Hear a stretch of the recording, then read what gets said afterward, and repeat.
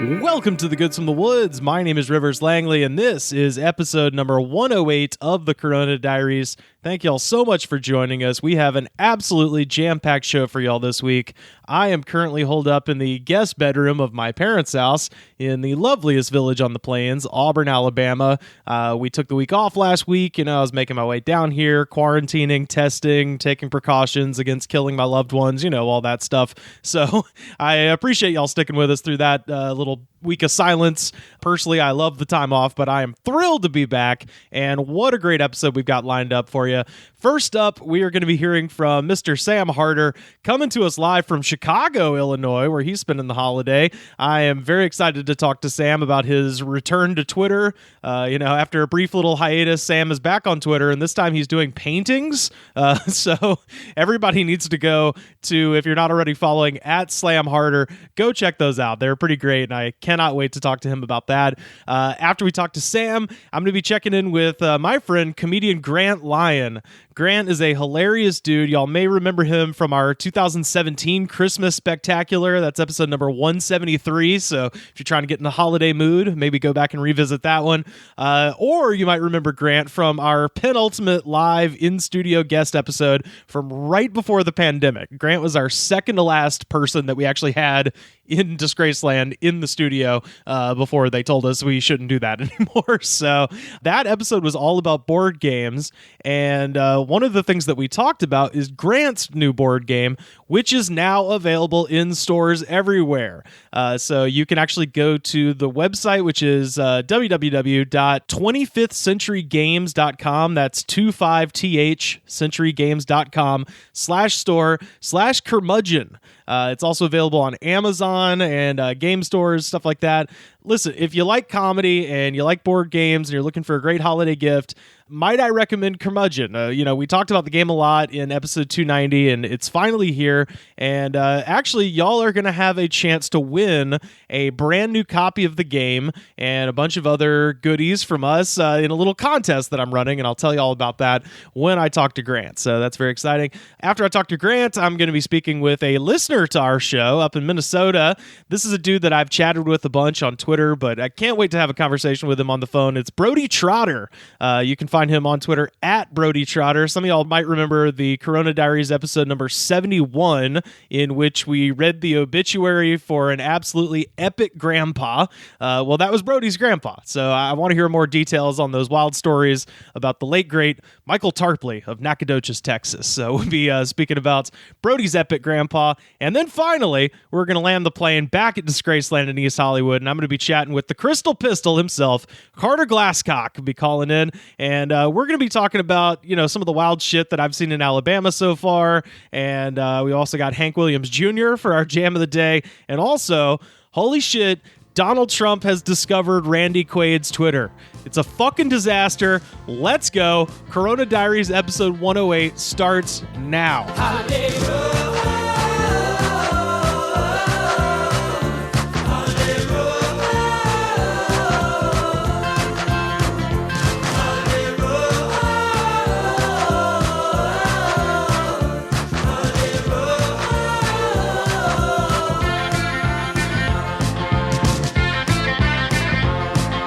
Calling in, surprisingly, from the Windy City, Sam Harder. What's up, dog? What's up? Just enjoying the terrible weather.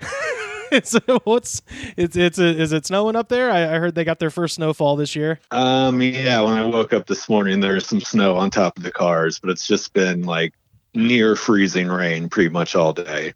Completely overcast. Damn, dude. Well, I hope other than that, it's okay. Have they like hardcore locked down everything there? I assume they have, right?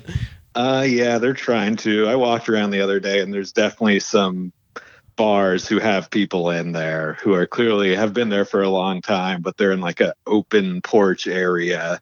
I'm sure it's not allowed, but people are doing it. Yeah. Well, how was the travel out there? Did you have to mask up and get on an airplane and all that shit?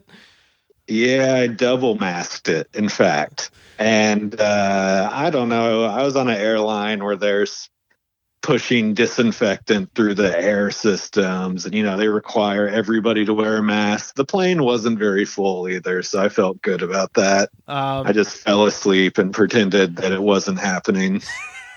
That's kind of how I do planes anyway. So yeah, exactly. Even before all this, best not to think about that you're in a. Yeah, I've always not liked flying because it's just like nerve-wracking a little bit for me. But then I was also so fat at one point, I was like, I basically can't fly. Like I'm not like too big to fit in the seat, but I'm like too close to being too big. So I really hate flying. And now I'm at a weight where I could fly easily, but I still hate it. Yeah, if you're over like 5'8", there's no way to feel comfortable in an airplane seat. Right. Well, I've said before, I will stand by the Spirit Airlines, the big seat, which I don't know how they're handling COVID. It's probably not great, but pay an extra $50 and you can just sit in a giant seat at the front of a Spirit Air flight. That's they're still doing that. Yeah, that's kind of my move, but I don't know if $60 now. Oh shit! Okay, they bumped it up. That's what you're paying for the hand sanitizer to be pumped in through the air system. Yeah, exactly. I guess the only reason you do that is so you can leave the plane quicker than anybody else. But also you're on first, so everybody with COVID's just walking past you, giving you COVID while you're in your big comfy seat. Yeah, that's true. Anyways, I might have COVID. Who knows? well, hey, we'll find out. 10 to 14 days, right? Yeah, right when I'm about to get on the plane going back to LA. Oh, perfect. Well, speaking of travel, I did want to say thank you for before I left my road trip. You hooked me up with a care package of like a Slim Jim, a Matador brand Slim Jim, a Fruit by the Foot, which I genuinely don't think I've had since like the Clinton administration. But yeah, I realized they sell individual ones at the bodega near our apartments. So man, I'd never seen that there before, but I was like, man, who would love this in the car? Rivers, dude, and also me, and probably most people I know. Well, it's one of those few things from childhood where you eat them, again for the first time in a long time, and you're like, damn, that holds up. That's still just as good as I remembered it. Yeah, I should have bought myself one as well. I don't know what I was thinking. Man, they were great. But the other thing, and this is the thing I wanted to talk about because now I'm worried that I kind of liked it too much. You got me a something called a Rainbow Unicorn flavored Bang energy drink. Oh yeah. Which that was the second Bang energy drink that I'd ever had. The first one, and somebody listening to this, I'm positive it was someone who listens to the show. I just can't remember who, and I apologize. But one of y'all told me to get a flavor of Bang energy called Miami Cola. They said that was the good. That's such flavor. A funny way to say Coke. Well, it's weird because I think they have a Coke flavor, and I think this is like different. Like they have like a cola one, and then this is like specifically like Miami Cola. But the thing about the Bang is that they make them instead like a thing like those Coke Energies or Red Bull. Instead of making them with taurine and guarine and all that shit, they make them with creatine. So when you drink the Miami Cola flavored one, it was really disgusting. Yeah. To the people out there who don't know what Bang is, it's technically a pre-workout, but you can just drink it and just be shaky as fuck and tweaked out. And it works as trucker speed almost. Dude, it got me to my last Airbnb out in Amarillo. Was my last. Even though I said I wasn't going to stop in Texas, I ended up finally got to Amarillo. Was like, fuck it, pulled up Airbnb and found a spot. But the one that you got me was called Rainbow Unicorn. And I was drinking it, and I think I told you that it was kind of like a cotton candy sort of taste. But Which is also strange because they have a cotton candy flavor. Yeah, well, that's what I come to find out. I looked it up, and somebody said that the taste is supposed to be watermelon bubble gum, and that is actually more accurate. It does taste more like kind of like bubblicious watermelon flavor than anything else. I was just, I kind of downed the thing pretty quickly because I was just trying to like get get kind of juiced up because I was fading a little bit driving through Oklahoma. Yeah, it was good. And then, like I said, my only experience going into the Bang situation was the Miami Cola, which was not very good. And then all of a sudden I drank this. I was like, uh-oh, this is good. I like this. So coming. Yeah, if my memory serves me correct, that may have been Justin Morales. Oh, okay. Maybe he told me to check out the Miami Cola. I don't know. I've at least talked to him about Bang. I don't remember if it was on or off the podcast. Well, shout out either way. I found a Bang flavor I like, and now hey, Goods from the Woods 2021. It's a Bang up year. We'll just say that it's going to be. I'm going to be chugging Bang before every podcast. Dugaritas are out and Bangs are in. Okay, here's something I want, a possible thing for the listeners to do. Tweet at us your favorite Bang flavor, because they make some wild-ass ones, dude. They make a champagne-flavored Bang. Bang Pain, all right. Oh, Lord, yeah. I can't even imagine what that's like, but I've seen a guy drink one before, and he was working out, but it still was very confusing. I also wanted to share with you, Sam, that when I was driving through Bayfield, Colorado, which is just a random town in southern Colorado, I was driving through and there was an old folks home, a retirement community called Evening's Porch. So I just found that. That's dark. That's dark right there. I seriously found that so fucking dark and funny. Evening's Porch. I was like, I don't know why you couldn't just call it Twilight Acres. The sun is fixing to set. You need somewhere comfy to sit. How about a rocking chair on Evening's Porch? You want to watch it go down. Yeah, it seems like a William Faulkner short story or something. It's just such a bummer. I mean, it is better than hospice. Yeah, that's true. Well, shit. What other than bouncing to Chicago? What else have you been up to? We haven't talked in like a week. Yeah, I don't know. Now that it's one of those things. It's like, it's repetitive to say, but it is one of those like every day's the same sort of situations. Right. I hung out with Cooper until like 7 a.m. the night before I left because I was trying to sleep on the plane. Oh, man, please tell me about the paintings that you've been doing. Those have been so goddamn great on... Oh, yeah. I bought a $5 acrylic art set from Five Below, which is, if you don't have Five Below at your hometown, it's basically like a 99-cent store for rich people. Uh-huh. And they sell all sorts of crazy stuff, and got some acrylic art paint stuff. And I've been drawing images. I don't know how to paint. I've just been trying to do what I can do, which is draw skulls and skull smoking cigarettes and skeletons. Yeah, everybody check out @SlamHarder on Twitter to see these. And I like Cooper, but boy, the one that just says Cooper sucks was very funny to me. I was laughing my ass off. That's unfortunately the best one I've done, probably. I was looking through them today and I literally thought that. It's like the one that came out the cleanest. There's like zero mistakes in it. Yeah, those have been fun to go. Your return to Twitter in the form of a painter was really fun to go through the past couple days. Yeah, it's fun to tweet on Twitter, but I found out if you read any of the tweets, it's very upsetting. Some people have been calling my art dark and aggressive. Brian from Montana specifically is very worried about me. Well, shout out to Brian. Sam's fine. Doing great, Brian. Yeah, I don't know. I kind of just like it. It reminds me of doing graffiti, which I'm cool and have done before. You get a little brush. It's kind of like using a chisel tip Sharpie. I like to do script. I don't know. I drew a fat guy. Based off one of the Fat Boys, the rappers from the 80s. Hell yeah. So I've just been doing nothing, listening to music, smoking weed. Hell yeah. You know how people go to LA? Biggie said people go to LA for the weather, weed, and women. Uh-huh. Nobody comes to Chicago for that. What have y'all done in Chicago? I mean, I guess you're kind of limited by everything being closed down and shit like that. Just been walking around. The neighborhood's kind of nice.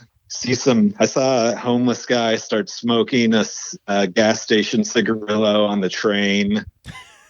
So it's good to see that happens out here too. You know what the saddest, I don't know if this is sad or cool, but just this neighborhood is nicer than ours, and like crazy shit isn't happening when I walk around. I'm just like, this place is fucking boring. Instead of being like, oh good, I'm safe, I'm just like, I wish some shit was going down. Well, shit, I got a news story for you if you want to hear one, Sam. It's of course. So, we kind of talked about what the lockdown is like here in America, which is to say that like some states give a shit, some don't. It's pretty scary all around. Well, so in France, they've got a pretty hardcore lockdown system where you have to have what is called an attestation. So essentially you have to fill out a form on your phone about why you're leaving the house and the exact time you're leaving. And there's only like 5 or 6 reasons you can leave, where it's like, going to the doctor, going to the grocery store, going to exercise, or, whatever. Like, so you have to have a legitimate reason that you've got to be out. So you need a permission slip to leave your house. Yeah, pretty much, which is, France kind of has a history of just being hilariously over-the-top bureaucratic. But in this situation, that's kind of what is sort of needed, is like, hey, asshole, go fucking back inside, please. If you're not doing something, whatever, if you're not... Oh, for sure. It sounds ridiculous, but at the same time, all the countries who have been successful at crushing COVID have shut down completely. Right. They have so much less death than us. So it's like we can laugh at it, but there are 250,000 people in the ground here. And I'm sure France, which is not a small country, is nowhere near that. But so yeah, it is a classic game in America to make fun of the French. Oh, but yeah. I'll admit we are mostly wrong about it. This is from the city of Lyon. So French police have fined a man who left his home with a written lockdown declaration. That man, who has not been named, had reportedly correctly filled in a legally required declaration known as an attestation with his name, address, and the time he left his home. However, officers found that instead of ticking one of the boxes stating a legitimate reason to go outside during France's national lockdown, the man had instead written, quote, "I'm going to go smash a guy's face in." An activity not covered by the form. Man, if he would have put a reason, they might have let him. That's the funniest part, is he went to the trouble of filling out the entire form, and it's like, why are you going outside, though? He's like, I'm gonna fucking kill this guy. So, yeah, that's like one of those cry for helps where you're just like, I'm gonna kill myself, but you just want attention, He just wanted somebody to show up and talk to him and be like, come on, man. The local police chief said his officers discovered the 39-year-old lurking behind a car on Friday evening. Sounds like a normal Friday night to me. Hey, I've done that, man. You're out, you're a teen. I mean, this guy's 39 or whatever, but it is, when you're a teenager and you're out late, you don't want to get busted by the cops. You kind of got to like creep behind a car. Yeah. If you've never crouched behind a car as teenage and drunk, you didn't live. Quote, when asked what he was doing, he explained that he was waiting for someone to smash their face in, and he had written this on the form with his real name and the time that he had left his home. But we're told that his reason for going out was not valid. He was trying to fulfill the letter of the law in his own way, police chief told newspapers. So he got a €135 fine for having an insufficient excuse for being out in public, and he was fined an additional $150 for being drunk in public. Well, good on him for being drunk and still being like, I need to follow the rules in some way. That's what I mean. He filled out the form and then he was honest about the reason he left the house. It's like, dude, you can lie. You don't have to. He's just one of those drunk guys who starts telling the truth when he gets drunk, All the stuff that won't come out sober starts coming out.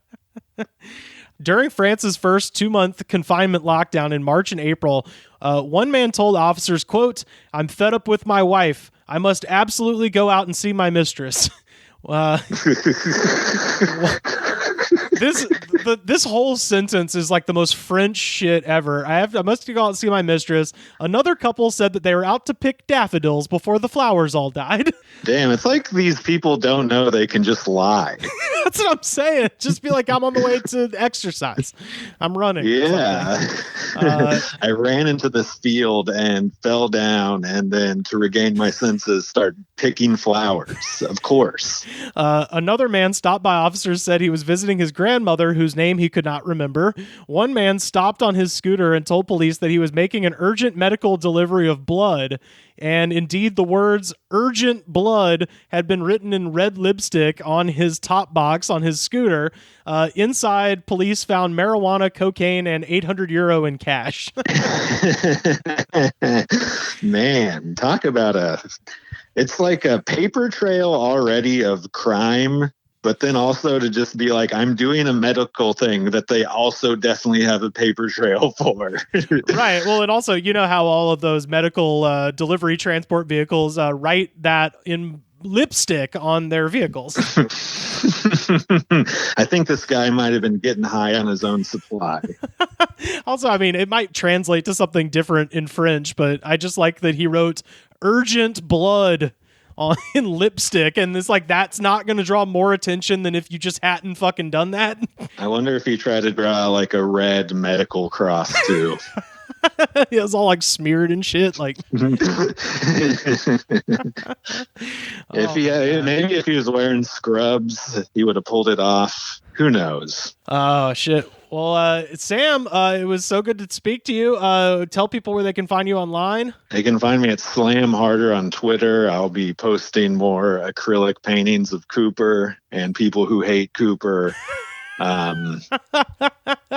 don't know. I'm just drawing random shit to pass the time at this point. Hell yeah. It sucks. You literally like can't go on walks out here. Oh yeah. Because even when the weather's not rainy, it's like 38 degrees or some shit. Oh, yeah. Even if you're layered up, after a while, it starts to suck. Yeah, I spent a lot of time in Chicago, just, kind of randomly back and forth, had friends living there in the early 2010s. And I just remember I knew the moment when it was time to leave. When I went outside one morning, I was like, oh, it feels pretty nice today. And I looked at the temperature and it was exactly freezing.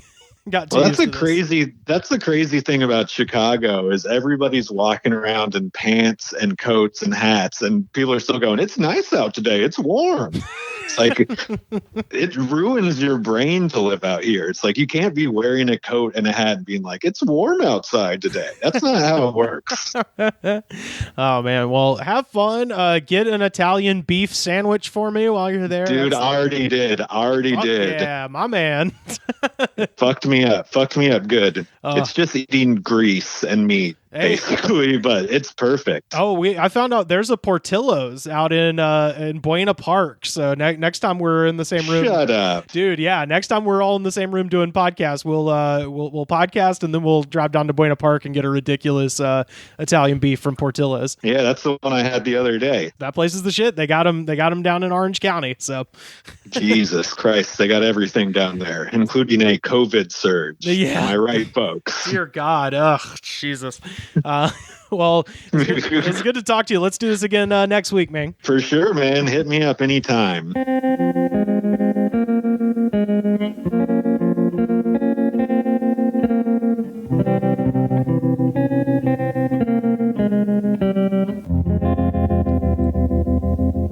Calling in now from beautiful Lake Arrowhead, California. It's my friend Grant Lyon. How's it going, man? Hey, buddy. Thanks for having me. Good to be here. Oh, of course. Yeah, you just mentioned to me that you're calling in from Lake Arrowhead, which is a really beautiful place. For people that don't know, it's one of the reasons that the movie industry came to Los Angeles is that within about an hour's drive of the city, you have pretty much every possible environment: desert, beach, and mountains, of course. And so you're in the mountains up there and above the greater LA basin.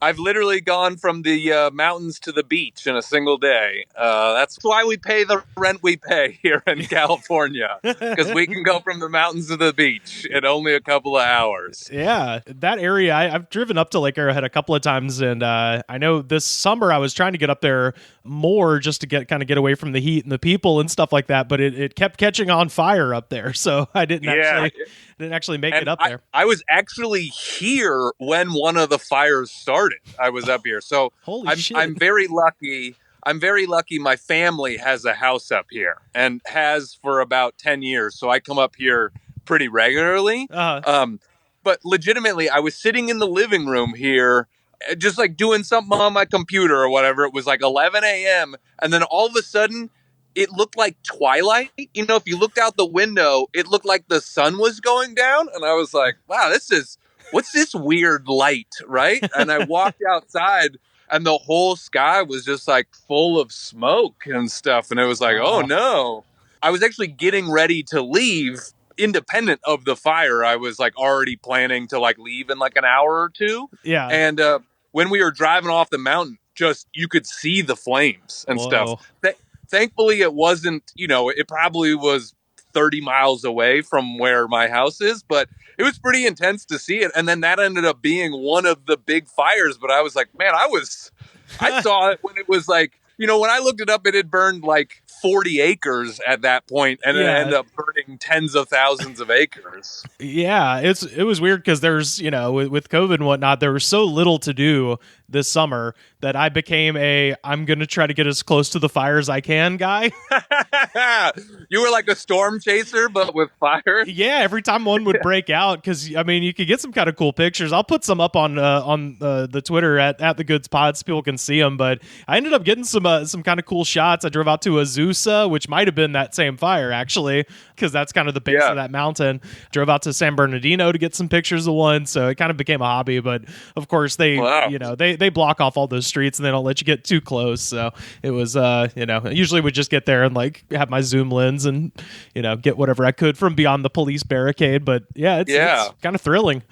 It is pretty intense because I grew up here in Los Angeles, and when I was a kid, fires existed, but I feel like this whole idea of like every August and September, we know that there's gonna be fires, right? It's an every year thing. When I was a kid, it was like, oh no, this once in 7 years sort of thing is happening, and now it feels like clockwork where it's just every year we got fire season. It's intense. Oh God. Yeah, that's and we get it again too, right around this time, right around like December, right before it rains heavily, and get those Santa Ana winds going. So it's totally, it's a weird time to be out of town. I'm actually in Alabama right now, so I'm out. How was your drive out there? You drove cross country? Yeah, I did. I drove cross country. I stayed in a series of little like Ted Kaczynski Unabomber cabins up in the mountains where nobody was. It was awesome. I think I only went indoors like 3 or 4 times just to either use the bathroom or to go. In one case, I got some very good Indian food to go in Cortez, Colorado. So shout out to Taste of India. It was fantastic. Yeah, I don't have the bravery to try Indian food or like sushi or something like that in a place like that. I'm like, no way. Yeah. Well, my thought was, I was like, it's a real small town. If this guy's in business and he's doing good enough, it must be pretty tasty. So it was good. That's decent logic. Yeah. Well, that town was funny. I pulled into Cortez, Colorado, and there was a sign on a liquor store that said it was like, ice dulls the pain, just add whiskey. I was like, wow, this is the town I'm in. Okay. Just right up front. Here you go. Welcome to Cortez, motherfuckers. Yeah. Driving across country definitely is the more responsible way to go visit family for holidays this year. Yeah, well, that was my thought. I was like, I'm not getting on an airplane, and I can, seriously limit my exposure to anybody. Every one of the places that I stayed was keyless entry. I didn't see a soul. Wow. They were all in the mountains. It was fantastic. But yeah, just did my little trip, quarantined for a couple days, and then got a rapid test, and I'm still good. So I got a test when I left LA, and I got a test when I got to Alabama. So I think everything's kosher. So I'm gonna be here. You did it right. I'm gonna be here through the new year too, so it's not just like a little. I was like, well, if I'm gonna go, I'm gonna go. So I was dating a lady who left Los Angeles like right at the beginning of April when the pandemic was first getting going because she has a 90-year-old grandma. And there was like the woman who was kind of her, helper was like posting online, like, you can't make me wear a mask unless. Oh, Christ. and so they were like, well, you can't be around a 90-year-old lady. I was about to say, so it was kind of like Heart of Darkness, like she was basically tasked with going to relieve Mr. Kurtz of his duties. Yeah, seriously. So but that was at a time where I think, we were all freaking out about it still. Now yeah. I think we've settled into a bit of a rhythm a little bit more. But so she drove to Texas from Los Angeles and didn't even stop anywhere to pee or anything like that. She peed on the side of the road. Yeah, I brought a jug. Yeah. I did it. Yeah, exactly. Yeah. And she found somebody. They had like a family friend in New Mexico. And she parked her car in that driveway and slept for like a few hours and then did the whole thing without like ever getting out of her car. The only time she ever got out of her car was like for gas. Yeah. I tried to do more or less that, with the exception of walking into I walked into one place to get food. Other than that, I was hitting just drive-throughs and bought a lot of snacks. Nutri-Grain bars, putting in the work. Well, speaking of the beginning of the pandemic, Grant Lyon, you have the distinction of being our second to last in-person studio guest. Outside of our biopod there in Disgraceland in East Hollywood. So we had you and Nicole Yates came over to the house basically the week before everything shut down, and we were at that point still just being like, wow, this could get pretty crazy. Yeah. Within a week. Oh, man. I remember talking to you off air, just being like, "Wow, what's going to happen? Like, what are you guys doing? Are you taking it seriously? Or I think we're taking it serious. Yeah. It was because I think at that point there was like whatever it was, like 20 cases in California, and it was like, oh shit, like it's here, it's about to go down. But very fun episode, and we talked about the theme of that episode was board games, and now I hold in my hands the first edition physical copy of your board game, Curmudgeon. Yeah, it's pretty exciting. It's so cool. It showed up at my folks' house. I gave you that alternate address, and I got 2 copies. I told my parents that we're going to try to play it over over the holidays, and I'll definitely let you know how that goes. And the other one is I'm going to give out to a listener. We're going to do a little contest, and I'll talk about that now. Grant, did you see Rudy Giuliani's face melting on TV? Oh yeah, his hair dye, his fun streaks. There's a bit of contention online because some people were saying it's hair dye, but other people, particularly women looking at the situation, are like, no, he put mascara in his shit and it started running. Oh, like his temples were starting to J. Jonah Jameson a little bit, so he hit it with a little bit of mascara, and then he got real sweaty, and his face started running. All of this happened last week. We just took the week off, so this is our first week back. So of course, as soon as we stop recording, all of the fucking wild shit happens. Yeah. And Curmudgeon, your game is the tagline on the front says "A game of silly insults, dummy." And so what I figured is I am going to say I've got a brand new copy of the game, which I test played back in the day with comedian Brent Weinbach and a couple other people, and I'll give it my stamp of approval. It's hilarious and it's really fun to play. So I'm gonna put up a couple of pictures of Rudy Giuliani. And I think just it'll be on Twitter at the Goods Pod. I was going to ask you, do you have like a hashtag for this game at all, Grant? We don't yet. It's so brand new. There's not. If we want to, just hashtag Curmudgeon. I guess, Yeah, that's what I was thinking. So I'm gonna retweet this picture of Rudy Giuliani, and I just want the best insult. So everybody that's listening, just make fun of Rudy, whatever you want to say about the photo, and at the end of, let's say by next week, I'll get all the responses in. Whoever has the funniest one is going to receive a new copy of the game Curmudgeon by Adam Bain and Grant Lyon. They're also going to get, I'm going to put in some stickers with that as well for our podcast, and I'm going to send you a Goods from the Woods t-shirt from Pro Wrestling What Tees. a giveaway. Yeah, so this is a big one. So all you have to do that is a big one. is go make fun of America's mayor. I got to tell you, the funniest one I saw on the internet is just great, right? You know, the internet is terrible sometimes and the funniest place in the world sometimes. Oh, yeah. And my favorite one was someone took, you know, that famous like internet photo of the black guy that has the like huge long dick hanging between his legs. Do you know that one where he's like sitting on the edge of a bed? Yes. And someone literally put him right over that black streak and made the black streak his dick. Oh, that's perfect. It was pretty funny. My God. Yeah, as soon as I saw that, I was like, oh, this, because I was trying to figure out, I'm like, what would be a good giveaway for the game. As soon as we started chatting about it, I was like, as soon as I saw that, I was like, okay, yeah, I think everybody can do a pretty easy layup on this picture. Yeah. This is one of those where they talk about with like the problem with the Trump administration and comedy is that any person could make the funniest joke about these people because they're all low-hanging fruit. That's why you don't need to be a comedian. That's why it's not good for comedy, actually.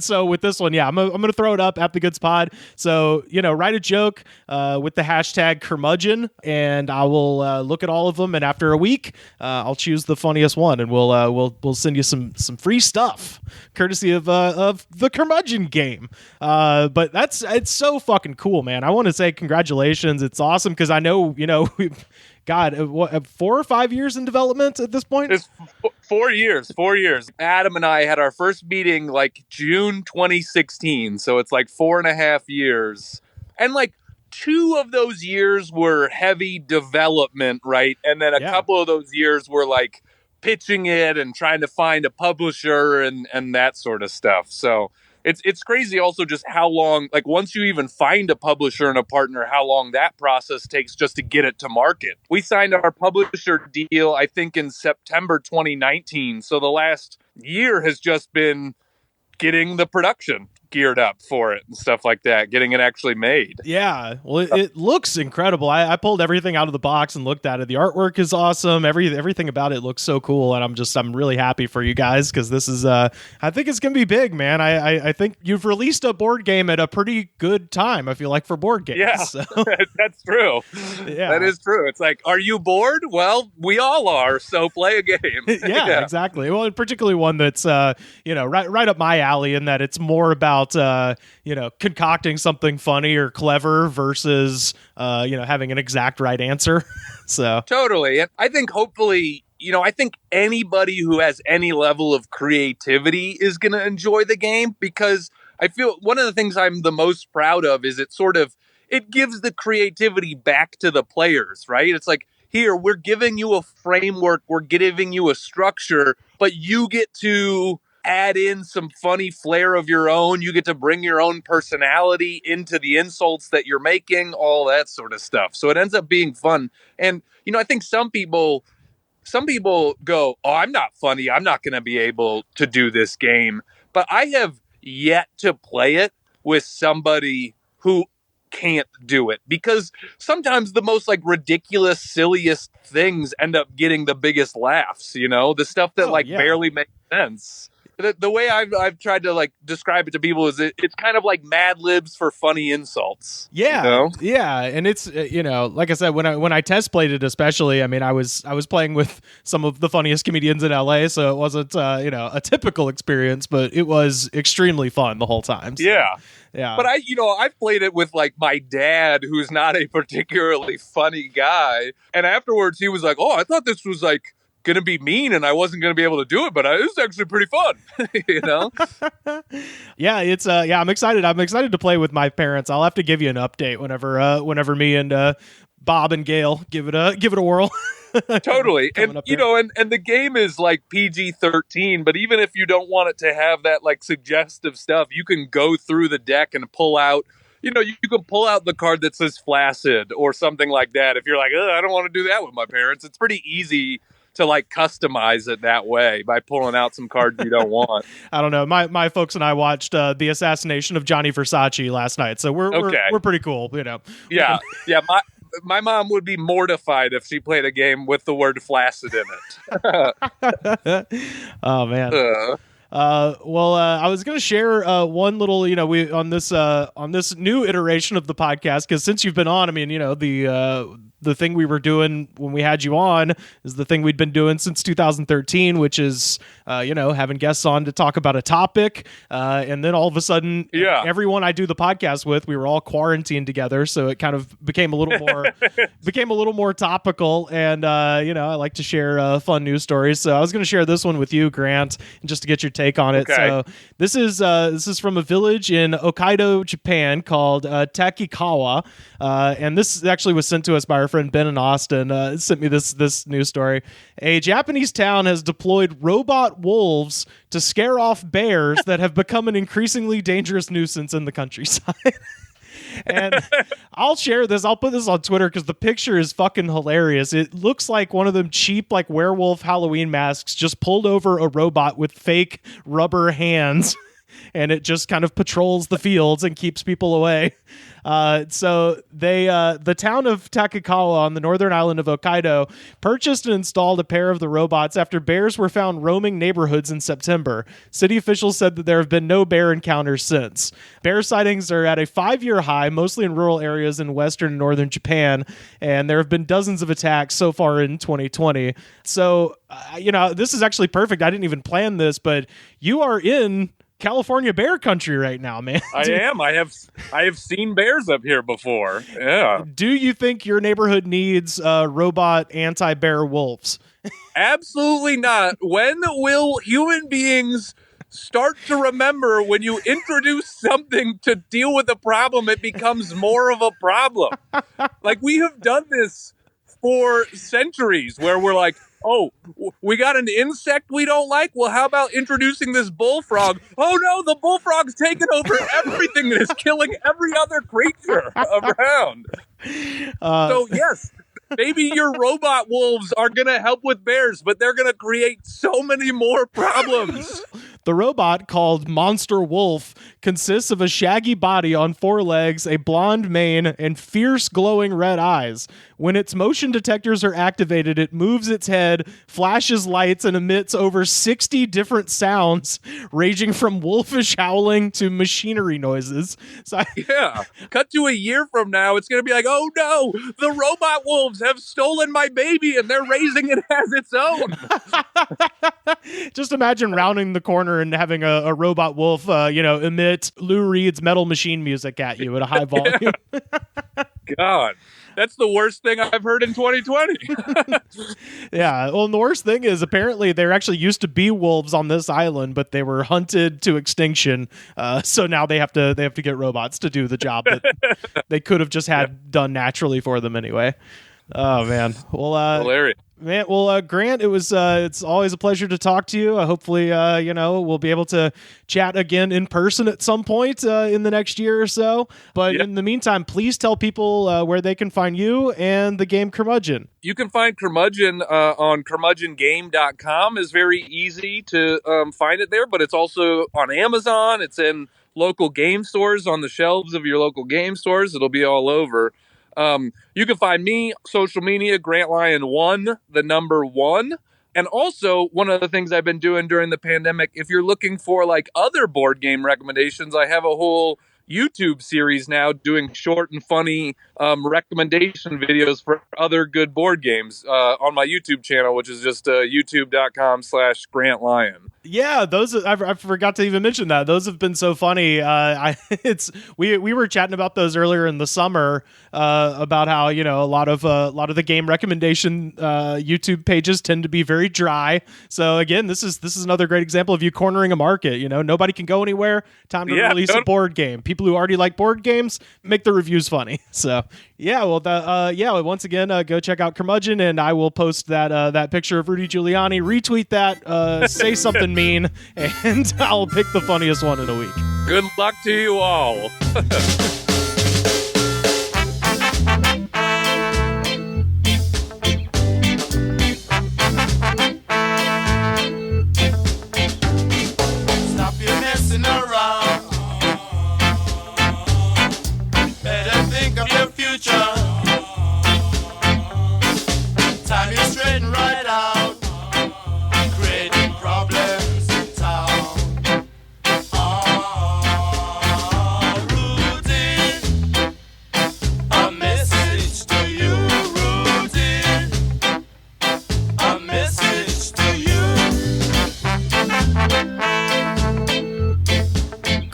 now from the land of 10,000 lakes, it's our friend Brody Trotter. What's going on, my man? Oh, sitting around trying to find a lake, but there ain't nothing around here. No? Is it not as advertised? Not here. I found one river that separates us from Wisconsin. That's about it. Oh, okay. Well, yeah, man. What you up to besides hanging out, watching wrestling? It looks like. Yeah, watching some old Bruiser Brody videos, getting some good promo video watching in. Is Bruiser Brody? You said is that actually your namesake for real? Yeah. Dude, that rules. When my parents found out they were going to have me, they decided not to find out whether I was a boy or girl or not. And then, if I come out a boy, my dad names me. Come out a girl, my mom names me. Okay. Well, Bruiser Brody was my dad's favorite. Of course, that was in 90. I come out, they named me Brody. And then, we didn't have internet. We couldn't just Google Bruiser Brody for a long time. So right. We finally got YouTube. I typed in Bruiser Brody, and I was sitting there. I remember I was in my dad's office. And I brought this video up, and the first one was him running around doing that hush, hush thing he used to yell at everybody. Oh, yeah, the best. And I just looked at my dad. I was like, you named me after this idiot? But then after I started watching him, I just become like, I don't know what the word is, just like wrapped up in the allure of the one guy that did whatever he wanted to, whenever he wanted to, and didn't care what everybody else said. Yeah, absolutely. Well, and your parents had no way of knowing that you would have like the man himself, have the ability to grow prodigious amounts of facial hair. So that was fortuitous. My fiance made me comb it. She was like, you are not calling him looking like that. I said, fine, I'll go comb it. Hey, I just put a hat on, man. I don't. We're not too fancy over here.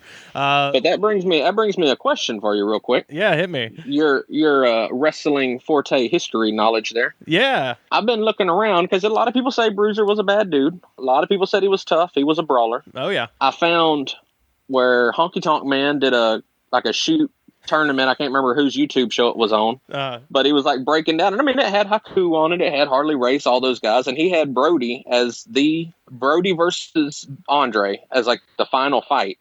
And he was like, man, I wouldn't want to be around it, but I think Brody would come out on top between them two. And then you talk like a shoot fight, like one. Yeah, like a real fist fight. Ooh, like who was the toughest? Man. Yeah, you would. Brody would probably have the endurance edge. I think. I feel like Andre, if he doesn't get you in the first 2-3 minutes, then it's going to be a rough go for the rest of the.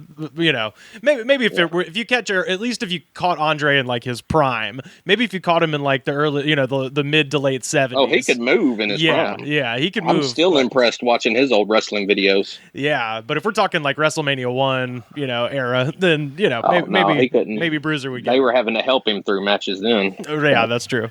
Yeah, it's fun to go back and watch all those, particularly all those, him and Stan Lane in Japan when they just are legitimately terrifying the audience. You can see coming out and swinging that chain and swinging that bull rope. It's like, Lord, and then they did an interview with somebody and they're like, oh, yeah, the Japanese, it was an honor to be hit by them. They would run up to him and get hit by a chain. I was like, are you crazy? Yeah, just to see real fear in a man's eyes as he runs away from a big, hairy guy just going, it's really But they had some legitimate, Haku talks about Brody being, a tough guy and everything. Said he never really fought him, but, legitimate tough guy. And then you got old Harley Race, who a lot of people picture as a tough guy, and he's just like, he was a phony. He was a fake. Whoa. And I'm like, everybody else says he was not. Oh, yeah, you haven't seen that? I haven't seen that. That maybe means that Harley Race lost a fight to him is what that means. Well, they talk about, they're asking Harley Race about the murder of Brody. Yeah. And they're getting into it, and Harley's just like, well, he just wanted to be a tough guy, and when people try to get tough, other people will get tough back. And, he tried to pull that stuff on me. I think it was Harley Race and somebody over in Japan versus Brody and Stan. And he was like, Brody tried to do some hip throw, something, and I sidestepped and caught his leg and put my foot on his head. And I was like, Brody, we can keep going if you want to. And then apparently he got tough with Stan Hansen the next match. And I'm like, I'm kind of doubting you there, Harley. Yeah. I guess those are kind of the guys, right? Stan Hansen, Harley Race, Bruiser Brody, and Haku. Those are the ones everybody kind of talks about as far as the toughest. I like that Andre was thrown in there, but honestly, it just seems like Andre is just a guy no one is going to mess with. So I don't even know if his toughness would have to be put to the test. Plenty of people did. You remember the college kids, the 3 or 4 college kids that threw beer at him. Like gang up on him and shit. Yeah, he flipped their car over with them inside of it, and then the cops were just like, "Well, what did you think think was going to happen? Have a good day, Mr. Andre. Yeah, exactly. What did you expect was going to happen when you pursued this line of aggression? Yeah. Oh man, that's incredible. Well, Brody, Sam, and I were in the middle of recording what would have been episode 104 of the Corona Diaries when my computer shit the bed right in the middle of us talking, so we lost an outstanding conversation. But liquid gold. I mean, but to fill in the people listening that weren't in the room, you were telling me about some of your incredible journeys on the road and stuff like that. You've got a job that has you moving from place to place and stuff like that. I was hoping to kind of pick up where we left off, I guess, with that. What is your go-to as far as road food goes? Like, do you have a type of food that maybe keeps you going, or maybe a restaurant specifically that you look forward to going to? Oh, restaurants, they're so, what's the word I'm looking for? Regional, I guess. Sure, yeah. That it's hard to have a set restaurant, because, if I'm in the South, I'm looking for Whataburger. Anytime I worked on the East Coast, I would run down to Georgia where my aunt and uncle lived, and then take 20 back across. And there was that Whataburger in Vicksburg right there off I-20, right when you get to the state line. Can I ask you something real quick? And please, are people listening in Texas, please tweet at me and let me know if this is the case. You are the first Texan I've ever talked to who calls it Whataburger and not Whataburger. Like, if you talk to Sam, Daniel Magden, they're from Austin and big cities. They're it's like a Missouri type thing. Because I think there was a commercial out a few years ago, and it had Staples had that button where they hit it, and that was easy whatever button. Mm-hmm. And it was some commercial like that, and they would hit it, and I've seemed to really remember it would go, "What a burger." Yeah, and that was the little slogan it was saying. I was always like, "Whataburger." Yeah, that's what I've always said too. But yeah, every time I talk to these Texas folks, they're always about Whataburger, and I'm like, "All right, what are you doing?" I think they're just a little bit more proud of themselves. They try to enunciate a little bit better. No, but we're right. Me, I don't care. You get me drunk, and then we go to Whataburger at 3:00 in the morning. Get me a few of them honey chicken biscuits, and man, I'm good to go. What's the killer out here is that they don't have Whataburger in California, best of my knowledge. I think they maybe did once upon a time. I've heard tale that maybe in the late 70s they did, but as far as I know, they don't have it. But they were for a while selling the Whataburger spicy ketchup in our grocery stores here for a minute. I was like, don't tease. I've had, speaking about being on the road, I've had people, ask me on job sites. One guy was from Reno, Nevada. And we were going home, and we were going to meet back up on the next job in like a couple of weeks. And he's like, can you bring me some of that spicy ketchup? Yeah. By the time I left, I had an order. I think I went back with like 5 or 6 different types of like honey mustard and spicy ketchup and stuff for people. Nice. You just went with like the big Ziploc bag like your grandma keeps in the fridge and shit. Oh no, I was driving, so I just had the full-on bottles from the store. Oh, you got the bottles. Nice. Yeah. I was thinking you get a bunch of the little packs, and put them in there with soy sauce. Oh no, let me tell you, my stepmom, my dad's wife, she would do that stuff. She will save all the little packets of ketchup and all that stuff, and she will pour it into the larger containers and reuse it. Whoa, okay, and hold on. I was on a... I've heard of the first thing. I've never heard of anyone going the extra step of refilling. That rules. That's awesome. That is cheapness. That is cheapness on a level that I respect so deeply. I love it. I was on a job in somewhere in Arizona. I can't think of the name of it right now. But every day I would clear off my countertop, and they put like, 3 of those styrofoam coffee cups, the little packets that's got the sugar and salt and pepper and everything, creamer and everything in it. And I'd pick them up and put them in my cabinet thinking, well, if they open the cabinet, they're going to see that I still got all this stuff. Every day I'd come back in and they would put all new stuff out. I said, well, this is like a contest now. So I just kept sticking it in the cabinet. And I was over there for like 3 or 4 months. When I went home, I had probably 60 or 70 of those cups, and I had a Walmart bag just full of those little, the individual wrap sugar creamer, all that stuff. And at Christmas time, I took it up there to my stepmom. I was like, Merry Christmas, here you go. And I asked my dad a few weeks later, I was like, what'd she do with all that stuff? Throw it away? He's like, no, she went over there and sat down, opened up every sugar and poured it inside the sugar container. Yes. I love that. I love that so much. My roommates, when they get to-go food, a lot of times they will just put the packet with the ketchup and the fork and stuff just in our pantry, and I throw them away. I don't want to. I just don't want to be the grandma with the sauce packet collection. But I've had a sauce packet collection. I had a drawer in my kitchen with Taco Bell sauce, soy sauce from Panda. Yeah, yep. All the stuff. And I made a statement one day. I can't remember if it was on Facebook or Twitter or whatever. I was like, if restaurants handed out condiments like Taco Bell does, the world would be a better place. Yeah. Go to McDonald's, order 3 large things of fries, and you get 2 things of ketchup. Yeah. This is one of the things I hate the most about having to go to McDonald's. Particularly, I don't know how it is in, I assume Texas is probably a lot like Alabama. I don't know what the situation is in Minnesota, but fast food places out here are extremely stingy with ice because, if you're from Texas, I'm from Alabama. I think I can speak for you when I say when it's time for sweet tea, you got to fill it all the way up to the top because it's too sweet and it's fucking warm. And then the meltage is crucial to the recipe. I love A&W, but I hate A&W because they don't put ice in their drinks. Yeah. Well, California, that's the thing out here. So I always literally have to be like, listen, all the way to the top with the ice, please, And then at McDonald's, I have to be very specific. Like if I'm getting a biscuit and a couple of hash browns in the morning, I'm like, I need 4 ketchup packets, please. I have to actually. Speaking of regional, do you have listeners in Canada, Toronto area? More importantly. Oh yeah. Shout out to Stump Chunkman. Shout out to the There's Nobody Here Named Josh podcast. What's up, y'all? Yeah, I was working in Mississauga, which is I think I could be wrong. They're probably going to hate me. I think it's like the northeast side of Toronto. Outbirds of Toronto there. And I can't find it anywhere. I think I've Googled it a few times, but I didn't go deep into the investigation.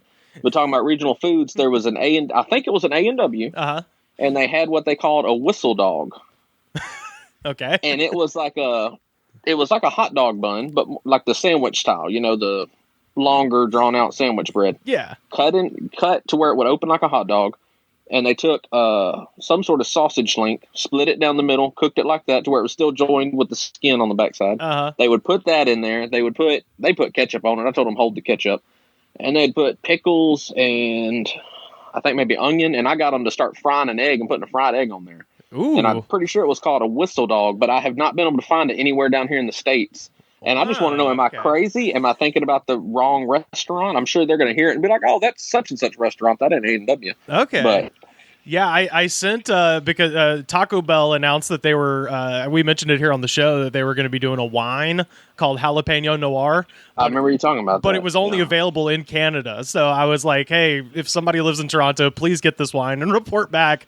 And I think my friend Stump Chunkman was still, as of now, actively on the lookout. And there's like a waiting list for this stupid fucking wine. I can't imagine a jalapeno wine. Oh. I like I was saying on the show, I don't believe it's actually jalapeno flavored. I think they just went with the pun because it was like, I think it's a Pinot, but they called it jalapeno noir. Like, I think they were just going for the cheap pun. I was catching a layover in Anchorage. I was working in the North Slope up there, and I caught that layover, and I found one of those little liquor store, bar store, beer store kind of place that sells just local stuff. And they had a ghost pepper vodka, and I bought me a bottle of that. Oof. And I asked the lady, because I was like, who in the world wants ghost pepper vodka? And they were like, oh, people use it in their Bloody Marys. Yes. It's amazing. Yeah, exactly. But I didn't do that. I just started giving people shots, seeing who could do a shot of ghost pepper vodka. And there's a trick to it. I can take a drink without coughing and gagging and everything. The trick is don't breathe afterwards. You got to, easy breaths. But all my buddies would take a drink and be like, well, that ain't bad. And as soon as they'd breathe in the first time, they would just light up and just cough and gag. Oh my god! But no, I was gonna say if you ever go to, and I'm pretty sure they still have these. But what's fun if you go to 7-Eleven, they have ghost pepper flavored peanuts. Like you'd get like hot and spicy peanuts, but these are ghost pepper hot and spicy peanuts, and they're 7-Eleven brand. And I got them just because I was like going to an open mic. I was like, I would get something quick, and it was the hottest goddamn thing I've ever eaten. Like, it was crazy. And there's no real warning. Why do people want to torture themselves like that? Like, this is crazy. Lord. Yeah. But a big key to driving long distance overnight is not eating healthy. Oh yeah. I have been almost about to fall asleep driving at like 2 o'clock, 3 o'clock in the morning, pull into McDonald's and grab me some chicken nuggets and fries, and I'm back awake. You get that good hot junk food in you? Oh, yeah. Good to go. Good to go. Oh, man. But that and beef jerky. Beef jerky is beef the best. jerky, yeah. When I was saying, the now lost podcast, I was saying that you get if you go to like a place that's got hot dogs and in the condiments, they'll have jalapeno peppers. If you get a little tiny cup of jalapenos and you get a cup of ice and just swap off eating jalapenos and ice, that'll keep you awake. Might have horrible indigestion later, but it feels nice. Just be on the side of the road puking. Yeah. Yeah. So. I'm awake. Well, so for folks listening to the show, this is Brody's first appearance on the show, but we have actually we've mentioned you a couple of times because you've written into the show several times, and one of them was for an episode that I love a lot. Y'all can actually go back and check out Corona Diaries. It's episode number 71, in which Brody basically sent us, kind of a bulleted list of fantastic feats of heroics. I don't even know what to call it necessarily about your late grandfather. And basically, for those listening who might not remember, we kind of talked about he lost a hand and he had a hook for a while, and he got trapped under a barge. It's just one of these. He's like a John Henry, a Paul Bunyan type figure in terms of the stories about him. And I was hoping that we could go into a little bit more detail, because you sent me something and then I actually went and found the obituary and stuff like that. And there was even more good stuff in the obituary where I was like, wait, he didn't even mention this, but there's too much to mention. I mean, you'd have like a full on 2 or 3 hours of just talking just to begin to cover the world that was Michael Tarpley. No middle name. I used to argue with him about that. No middle name, no middle initial. There was nothing. It's just Michael Tarpley. Okay. I like that. Yeah, the man of mystery. I'd argue with him. You have to, legally, I was like, 8 or 9. Legally, you have to have a middle name. Nope. Just Michael Tarpley. So, I mean, the first line here that just stands out to me, the preacher told the story of him riding his horse, and his hook, as in the hook that he has for his hand, got stuck on something as the horse was walking away. So he was stretched. So he was stretched out until he was unable to unclip the hook cable before getting pulled off of his horse. It had like a little slip connection. I want to say the slip connection was kind of on, because he had lost his right arm. I want to say that slip connection was on the right side in front of his shoulder, and that's where he undid it, and then he could slide the left sleeve off and slide the sleeve that had the hook off. Yeah. And he was able to, he was strong enough that even though he was still on the horse getting stretched out, he was able to flip that latch and get it to pop off where it just pulled the hook off his arm, and then he was able to fold the other way and let it slide off of his his left shoulder and get back up on his horse.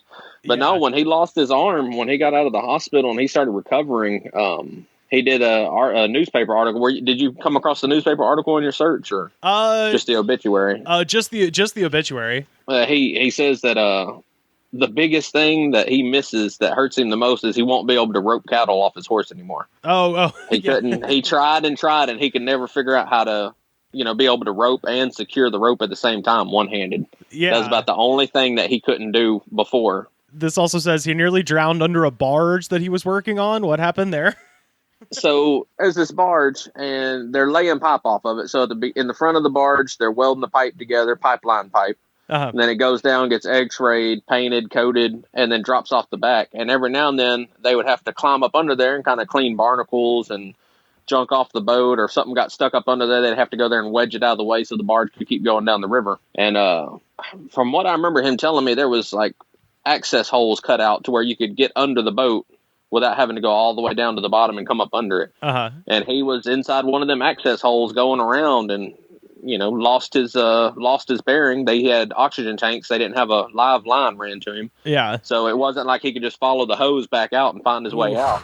Buddy. And his oxygen started running low. And, I think he said his alarm had been going off for about 30 seconds whenever he was able to find the edge of the boat and get out from under it and get back up to the top and get oxygen. Oh my God. Yeah, that is my nightmare. I think that is the one thing I'm most afraid of, is becoming trapped in like an underwater cave or, any sort of situation like that. So that's insane. What was the story about the arm exactly? Because I remember we were talking about it and I was like, this sounds like a guy who probably never had to buy a drink for himself at any bar he went to. I think he could just probably tell this story and get free drinks wherever he went. Well, it's really, and the life that he lived, it's really like a downfall, like a kind of like, well, that doesn't really live up to the hype. He was clearing some land, cutting down trees and hooking them up behind the tractor and pulling them uphill to be able to get them up, to stack them up and burn them or whatever. I don't think I ever heard what he was doing with them. Maybe making fence posts. I don't know.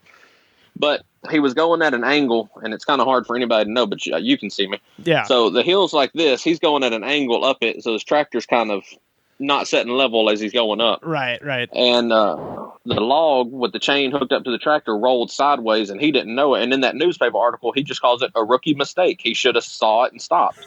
Yeah. But as it rolled over, the chain got on the tire, and it wrapped the chain up and over it. And when it finally got up high enough on the tractor tire, it just kind of pulled over on it, and the tractor was already setting off level, so it just pulled itself over, flipped it right over. Yeah. And in the article, he talks about the tractor fell, and when it came over, he slow motion, he watched it, the steering wheel hit his wrist, and he remembered it bounced up for a split second. He was able to pull his arm out from under it before it slammed back down into the ground. Wow. That's when okay, that's not that impressive. He flipped a tractor. Yeah, but then he then got up. Yeah.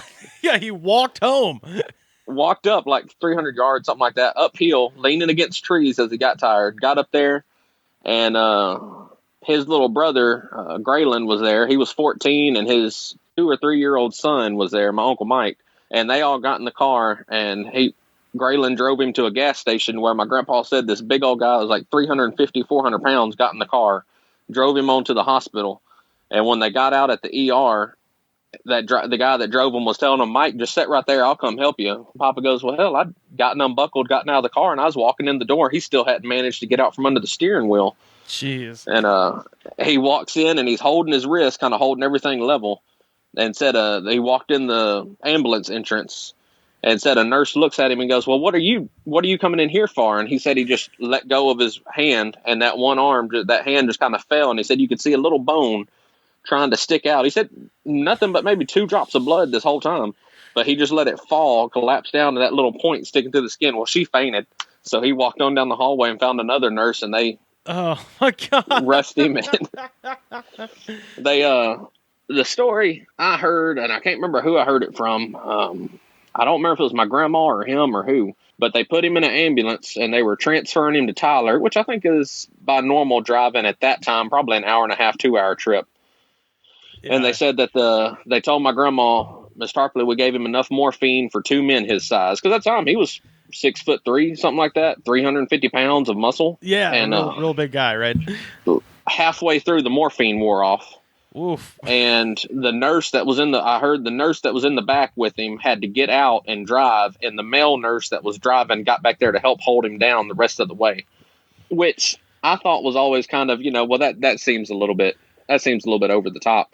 But then, the last few years when he was getting hurt every few months, that was the big thing my grandma told the hospital was morphine doesn't work on him. You have to give him some other pain medicine. Yeah. They're like, morphine just doesn't do anything for him. Wow. And I was like, oh, that explains it then, Yeah, well, I wanted to. I'll just read this. There's a couple of sentences here that you wrote to me that It's just like an incredible thing.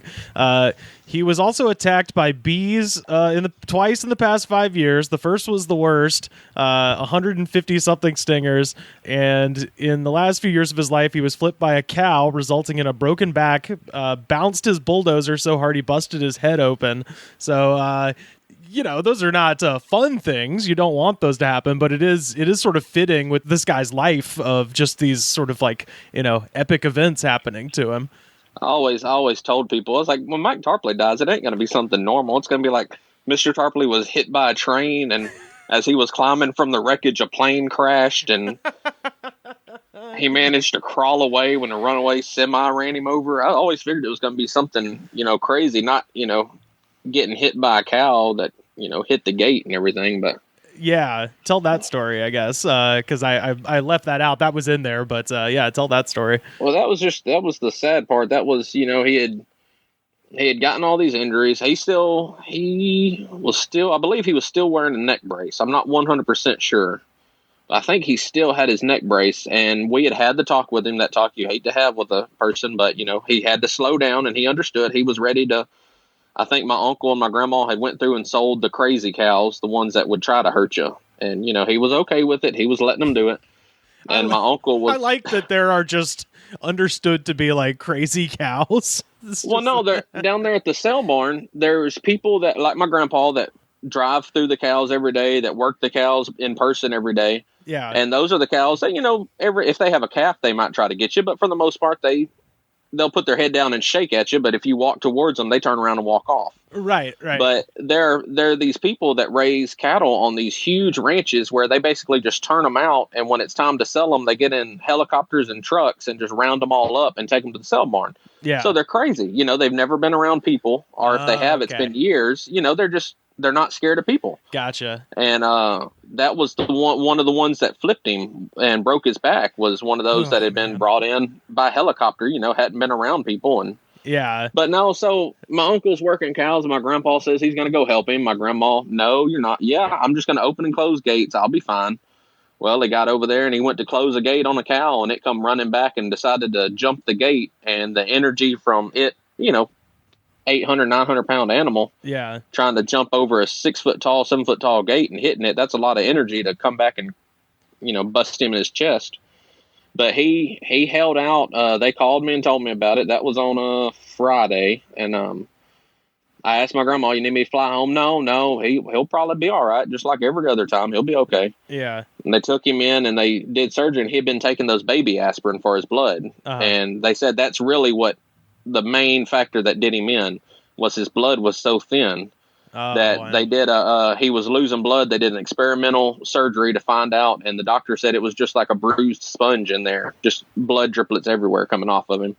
Yeah. But they said, 48 hours, that's the important part. After 48 hours, he'll still be in trouble, but it's good that he makes it 48. Well, he made it to 48 with only one blood pressure problem. Yeah. So we all kind of breathed a sigh of relief. All right, he's going to pull out like normal. A couple of weeks, he'll wake up from his little, induced coma, and he'll be fine. They found out his kidneys had shut down, so they were like, we're going to start doing dialysis. They did dialysis for a little bit, and they actually started to find I guess urine or whatever back in his kidneys. So they're like, hey, his kidneys are trying to start back up. This is a good sign. Uh-huh. He's on the road to recovery. He's still bad off, but he's on the road. And then it was a Sunday morning. They called me and told me that they had called at 7 o'clock that morning and said his blood pressure had dropped, and they were administering drugs. And then about 11 o'clock, my mom called and said that they had tried all the drugs except for one. If this one didn't bring his blood pressure back up, it was the end.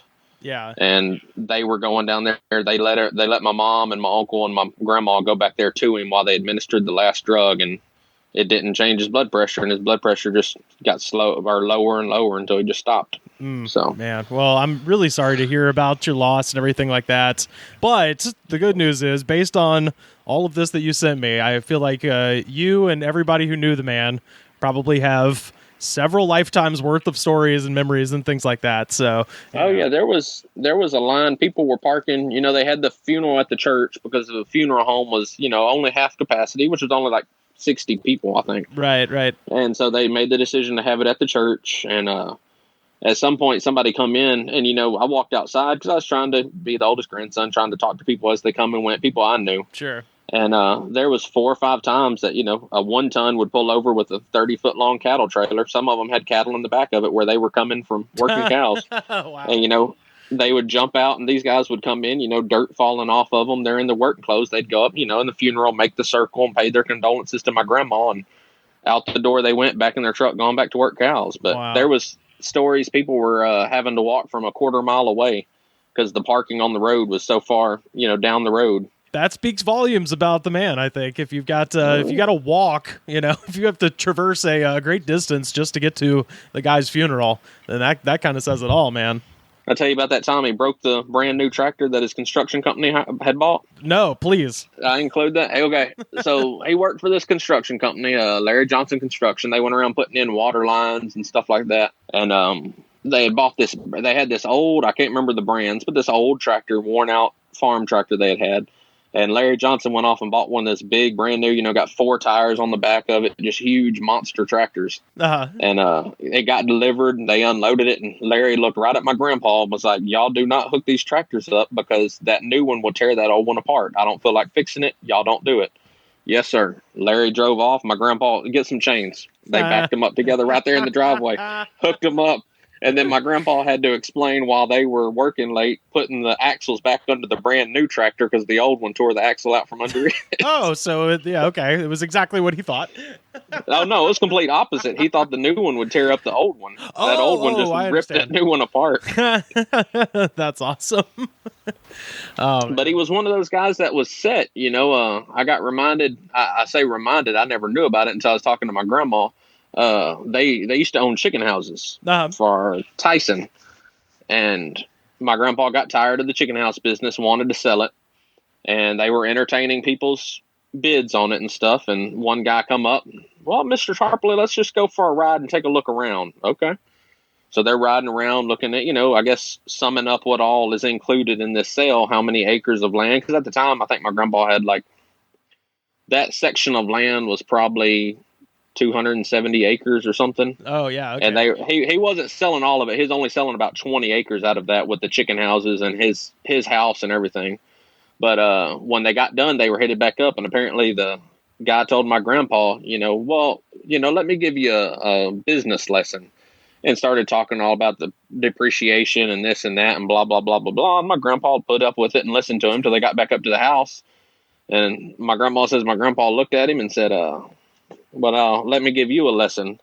When I sell this thing, I'm going to walk away from the table with, and it was X amount of dollars, whatever the number was. He's like, if your check ain't that big, you ain't getting it. And turned and got out of the truck and walked inside. Just left the guy sitting there.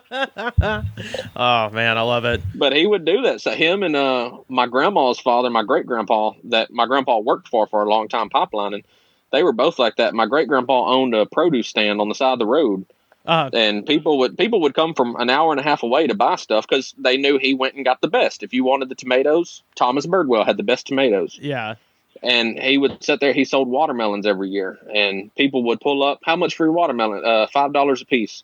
Well, they're selling them 2 for $5 down the road. And he'd say, okay, mine ain't for sale no more. Go buy theirs. Yeah. Well, no, we'll buy yours. And he would refuse to sell them. He bought a bunch of Christmas trees every year to sell. And my grandpa, he wanted $25 a piece. My grandpa said, you need to mark them prices down. You ain't going to sell them. He said, I'll stack them up and burn them in the backyard before I drop my prices.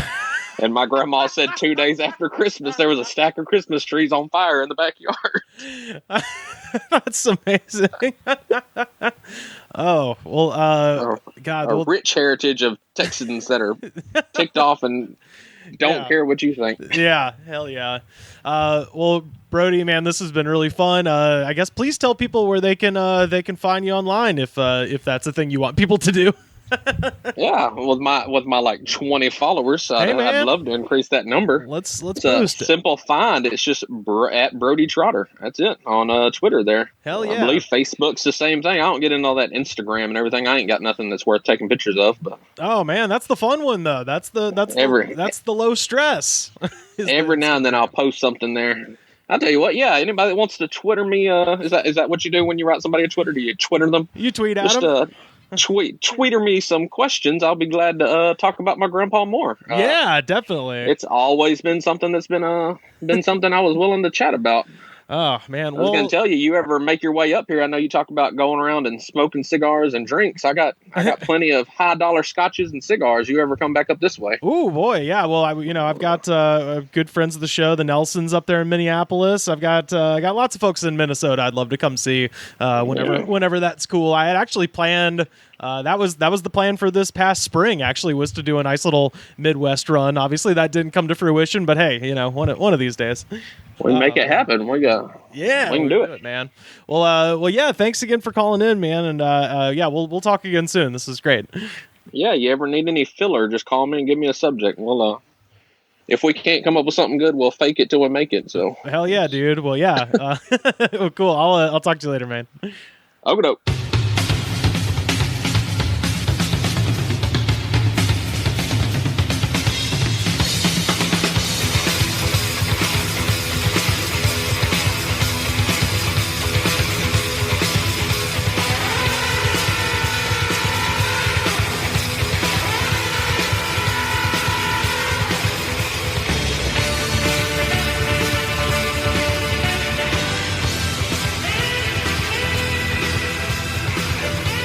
Calling in from, well, my bedroom in Disgraceland, it's Carter Glasscock. What's going on, man?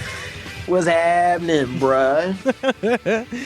I don't know if this is something you're taking an acting class and you're taking it online and yes, and asked if you could use my rooms to really explore the space.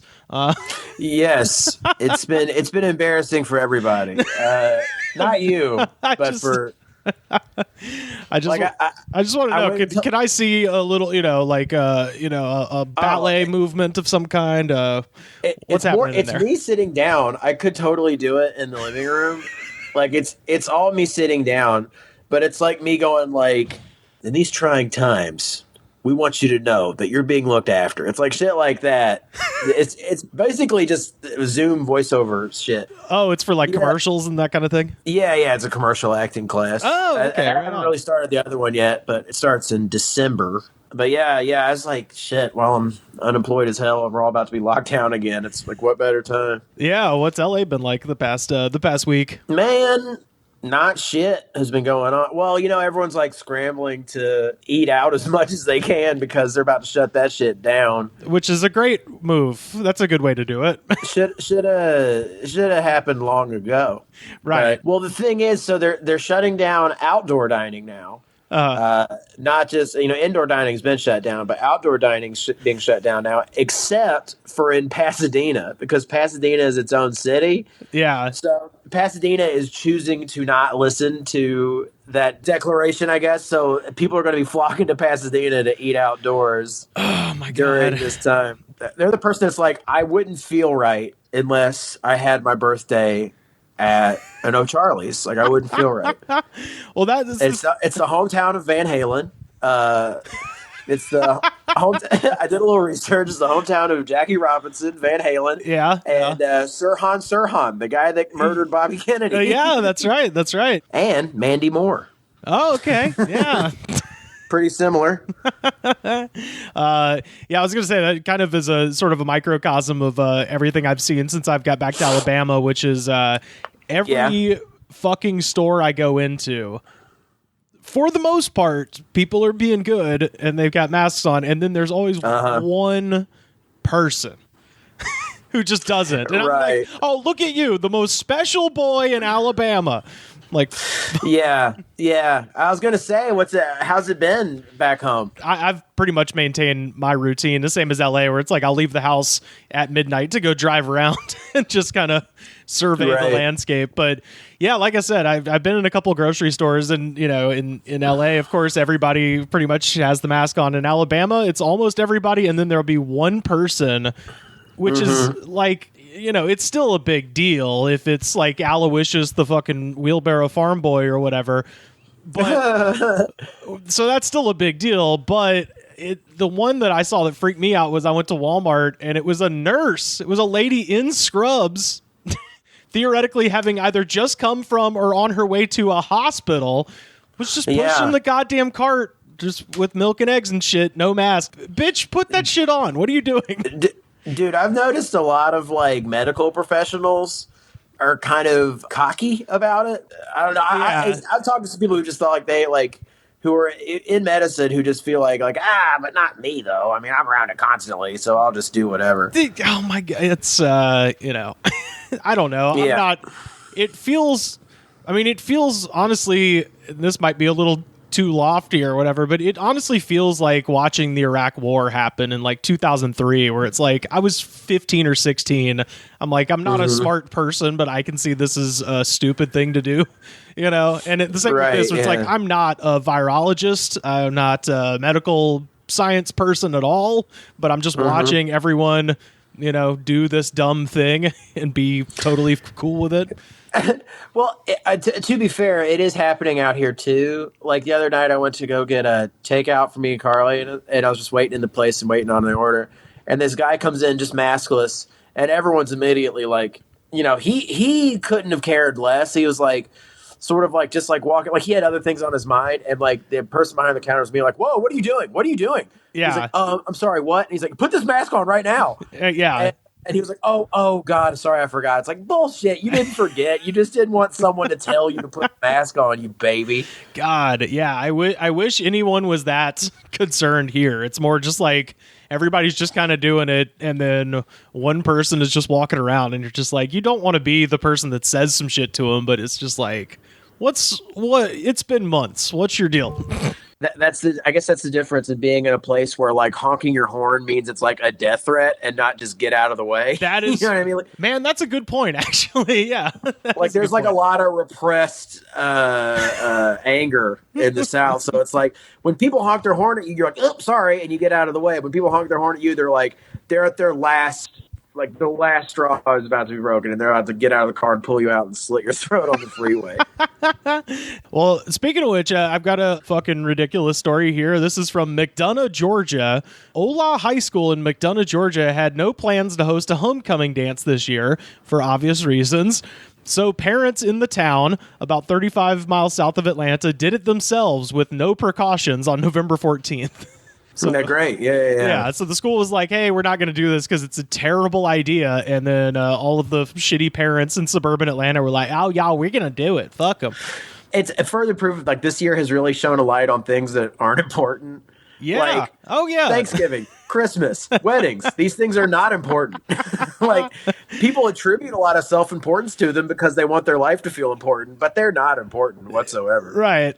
One parent and the villain of the story, Beth Knight, told the Daily Beast, quote, "It's my daughter's senior year, so I hosted a dance. It was terrific. We sold over 300 tickets, but only about 250 kids actually showed up because they were scared by the teachers and the coaches that they should not attend because of the virus. But the kids... 250? That's an overwhelming majority. 50 kids weren't going to go anyway. The kids who came had fun."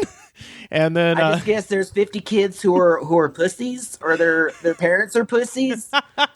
Oh, it's even better than that. The 50 kids that didn't attend, turns out that was like the football team. The coach told them if they go to this thing, they're going to not be able to play the game because they'll have COVID. So, dear God, that's the 50 who didn't go were the people who were legislated out of going by participating in a sport that's paid for by the state.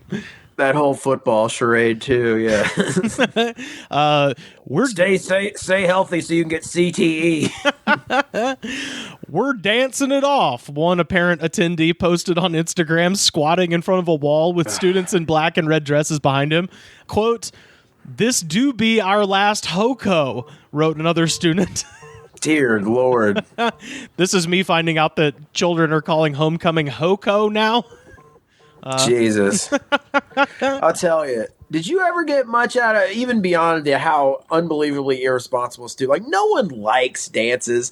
People who like dances are in the process of peaking in high school. Dude, you know what I mean? No, yeah, it's the after party that's fun.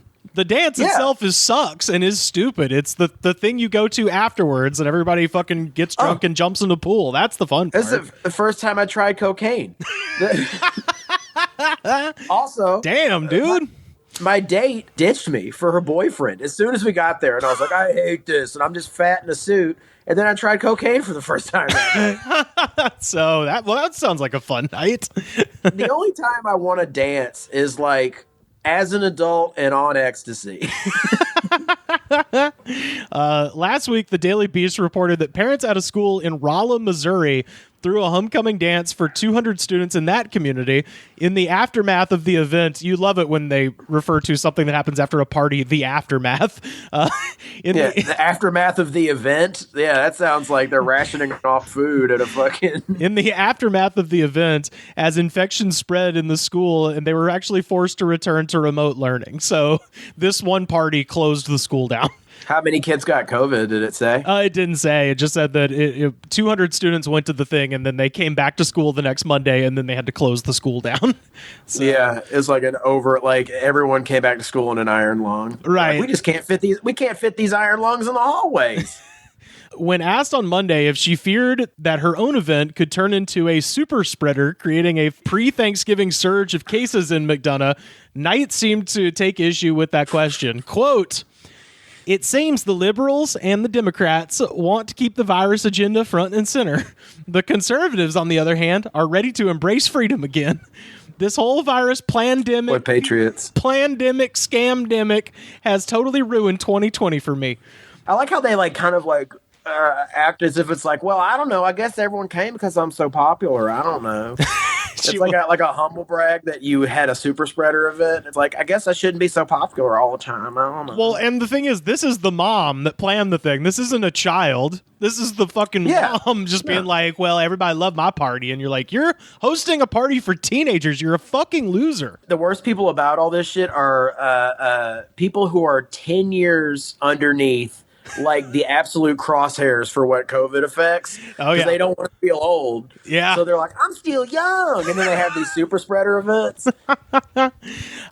She says, the media is paralyzing people with fear, so they will do mail-in ballots to rig an election. This is not an old story. This is from like 2 days ago. It's like, lady, it fucking happened. What are you even talking about? The media. She says, they succeeded in election fraud. The election is over. People need to stop bowing down to the virus. Forcing people to wear masks is a crime. It's a crime. And you're like, lady, which one is it? Was the election faked to scare people into wearing masks, or are people wearing masks because they're scared of the virus? Like, what is it? Yeah, At some point, she's getting her party lines mixed up, or she's. The dance was 9 days ago, and I have not heard of anyone testing positive who attended the dance. Kids need to have some normalcy to help with anxiety and depression. Don't you agree? It's easy to never test positive when you never test. Oh, yeah. That's the next thing. Knight was unwilling to list any COVID precautions taken by the organizers of the dance. This appeared to be consistent with her posts on the Facebook page in the days surrounding the event, which featured a hashtag burn the mask hashtag, along with allegations that, quote, masking kids is child abuse. No, it is. It's child abuse, Yeah, so the article goes on to talk about how the football team couldn't go, so that's the missing like 50 kids. Quote, Jesus. I'm going to cry, one of the students said in a phone interview. I'm going to cry. For senior year. I don't know when and I don't know how, but I'm going to cry. Well, this is exactly what you were just talking about, right? They say for senior year, any event that's been canceled, I've been doing everything I can to have that event, even if it's outside of school. None of the football players went, so yeah, so even if it's outside of school. So this is a person who's like, I guess, they canceled the fucking tacky day, so they went to school wearing torn up overalls or whatever. God, just a bunch of fucking idiots that love going to school. That's like the thing, dude. Who is a senior in high school and is like all about school? Like, that is a fucking loser is what that is, man. It is a subconscious is an animalistic urge that you're peaking right now. You're peaking in high school. You are too stupid to be an adult. Yeah. And embrace your time. And unfortunately, your time fell on the plague years. So, yeah, it's like, I don't know who's... You are unlucky. I feel like the last, probably since the 90s, since like the slacker kind of culture, took over with Gen X and shit, I feel like every piece of media has been addressed directly at children, being like, hey man, high school is lame and people who love high school suck. And yet this message has somehow not not gotten through to people where it's like, dude, if you're working this hard to preserve the legacy of your senior year of high school, that's insane. Literally, the only thing I remember about my senior year was just getting so excited about not having to be in high school anymore. That was it. I think it's like when the nicest buildings in your town are like the school and the mall and the church. It's like, that's it. Like that's what you do. Unless you have any plans of getting out of your town, then it's like, live it up, buddy. Cause that's the best years you're going to have is when you're I don't know, when that's why people love church afterwards. Cause it's like, I guess. Yeah. The last quote here is from another senior that they interviewed for the article. Quote, "We all deserve to dance." It's like, no, you don't. Lord. Not in the just fucking go to college and be cool. What are you doing? Also, like, it's not like they're doing like some like Fly Girl from In Living Color, like crazy, like, like super coordinated bombastic dancing. It's like, no, like hands on the hips, and we're gonna sway around to Freshman by the Verve Pipe. And shit, that'd be cool. I don't think it'd be that song though. It's probably going to be more like something by Carrie Underwood or some shit. Right. Yeah, I was trying to think. This is my own lameness. I can't name a single slow song now. What are slow? Billie Eilish? Do people slow dance to Billie Eilish? She has slower songs. I don't know. No, I think hers are kind of upbeat. Well, she's got they're gothy, but they're upbeat. She's got the ocean eyes. She got some slow jams. I don't know. Does she? I need to listen to that album again. I like that album. Oh yeah. It's cool. It's good. Yeah, she's like a 14-year-old Marilyn Manson spooky kid. It's great. And then in this article, they just end by saying, unsurprisingly, Hayla Folden from the Georgia Public Health Department had one single piece of advice for parents thinking about throwing parties like this. Please don't. Please don't do it. Please don't do it. That's the quote. Don't do it. Please don't do it. So she's just lazy because she don't want to detail all the proper health stuff we got to do because we want to have a party. She's just lazy. She doesn't want to have to, scrape my grandpa's lungs after my teenage son murders him at Thanksgiving. It's just like, at least generally cults take a plot of land and secede from society. Like, you are doing this in the midst of society with people who don't want to participate. Like, yeah. Oh, well, that's how you can tell that these people don't believe in anything. Real zealots. Yeah, they get their own Salt Lake City going. They get their own fucking, they get their own Waco compound or some shit. You know? They get a big ass boat like L. Ron Hubbard and they remain offshore so they don't have to pay taxes. You guys aren't actually committed to this premise. You're not zealots. Fucking please, if you're gonna remain in society. Whiny babies. Yeah, you're whiny babies who are like, but it's just not fair. It's child abuse to make the kids not make out. It's child abuse. Yeah, listen, if Hunter and my Blake, if they don't, yeah. I think it's just a bunch of boomers who want their parents dead so they can receive inheritances. Dude, that would be amazing if that was the conspiracy. Gen X is trying to kill boomers by having their teenagers have dances. Yeah, now go kiss Grandpa. Go kiss him. Kiss him on his face. Don't abuse yourself with a mask. Go kiss his tongue. Put your nose on his nose. Get off of me, damn it. Get off of me. Grandpa, you'll never get my money, Karen. You'll never get it. Kiss Grandpa. Kiss him. Stick your fingers in his mustache. Damn it, get off me, you little shit. Go vape elsewhere. By the way, I love those screenshots you sent of those vape stores around town. That's unbelievable. Oh, yeah. So if people aren't... So funny. I just noticed when I got back that every small shopping center in Auburn, Alabama has a vape or CBD store. And they all appear to have been named by old cops because they just have these names that you can just hear like a retired police officer just being like, oh, well, you go down there to Hippie Street, which is the actual name of one of them is Hippie Street. On the corner of Hippie Street and Smoking Boys or whatever that was. Oh, Vapin' Jays. It was Vapin' Jays, Vaporville, Hippie Street, and Smoking Buddies. It's like every one of those sounds like an op. Like if you go in there, your name goes on a list, and in a few weeks, your door gets kicked in by the cops. Good Lord. Yeah, I don't know what happened, man. This whole town, yeah, it's just there seem to be vape stores in every single little shopping complex. Same thing happened in Chattanooga. Tons of vape stores everywhere, and I'm like, don't you need like one? Like, are these this busy? Like, yeah, maybe LA has a bunch of vape stores and we just didn't notice because there's other stuff, but they really stick there's out. Pot stores. What's the thing? There's pot stores. Oh yeah, duh. Okay, yeah, never mind. There's as many pot stores here as there are like vape stores in Chattanooga, which is strange. You know what I mean? But like, there's about a pot store about in every city I've been in. Yeah, here. well, and all the vape stores sell like CBD stuff, which I guess just became legal here pretty recently. So yeah, but you can tell like if when and if there's ever like federal legalization of weed, you're like, oh, okay, all these things are going to turn into weed shops. That's the rule there. Yeah.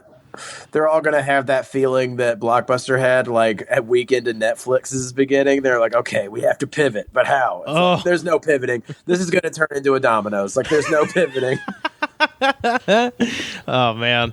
The big news from yesterday was just that the GSA, the General Services Administration, has moved ahead with the transition. So we have been left with...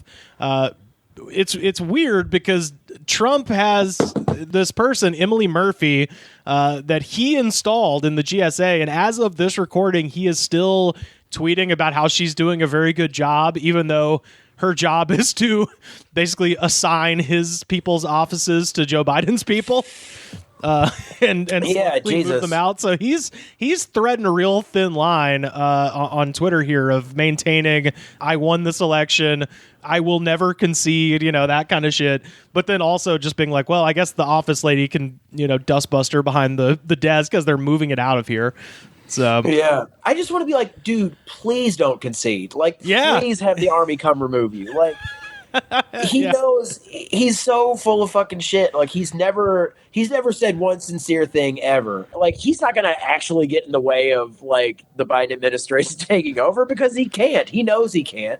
Yeah. But he knows he just has like he can. His whole thing is being full of shit and being a chest thumping idiot to his constituents. So he's going to keep doing that. Well, and he doesn't actually care. That's the other thing, is that he didn't want to be president in the first place. He probably liked it for a little while because he gets a lot of attention. But at the end of the day, it's not a job he actually cares about. What he cares about, what's the next grift? Okay, the foundation failed. Where's my Trump University? Okay, the university failed. Where's my stakes?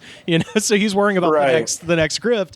And clearly the next grift, and I can't wait for it, is media. He's going to try to go to TV, which is why he's begun this campaign, especially online, of trying to talk shit about Fox News and trying to bury Fox News. I mean, he has a history of being on TV. It's so clear that he's going to start his own news network, and he always wanted to. Oh, yeah. But it's almost, and this is weird, but it's almost like it's hard to get mad at him. Like, he's just something that he is like a disease that has been created and allowed to subsist by people like the dance lady, like people who don't care, who are just self-centered and greedy and want to do what they want to do despite what anyone else, in the better interest of any other people. So he's just like a product of that mentality. He's like, he almost doesn't exist without that shit. You know what I mean? Like, right. Well, I've said before, he's evil in the way a tornado is evil. It's like, it's just an elemental force of bad versus, somebody who's like actively planning and scheming,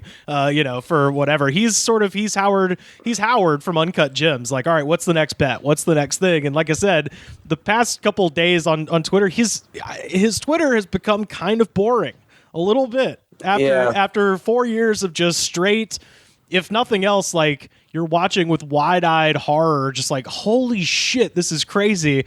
Man, the last like week since we recorded last, it has just been him just like ranting. But the best thing I came up to compare it with, he's entered the last stage of Lenny Bruce, where Lenny Bruce was just reading his court papers on stage and shit. He wasn't doing jokes anymore. He was just like, it's like, they're trying to fuck me in New Jersey, that kind of shit. Yeah, people are just like, this is sad. It's like, It's like, yeah, bro, like, sure, whatever, you believe what you believe, but this is, you're boring. You're boring me. Well, and it's, and I don't think he's someone who will ever, I mean, he is going to die in a hilarious fashion. Like, he's still going to, like, die, like, face down in, like, a plate of Taco Bell nachos or some shit, but, like, I mean, yeah, he's just going to pivot. Like, he always pivots, and the whole thing is he's going to have the Trump News Network, and it's going to be the source of so many memes and so much shit.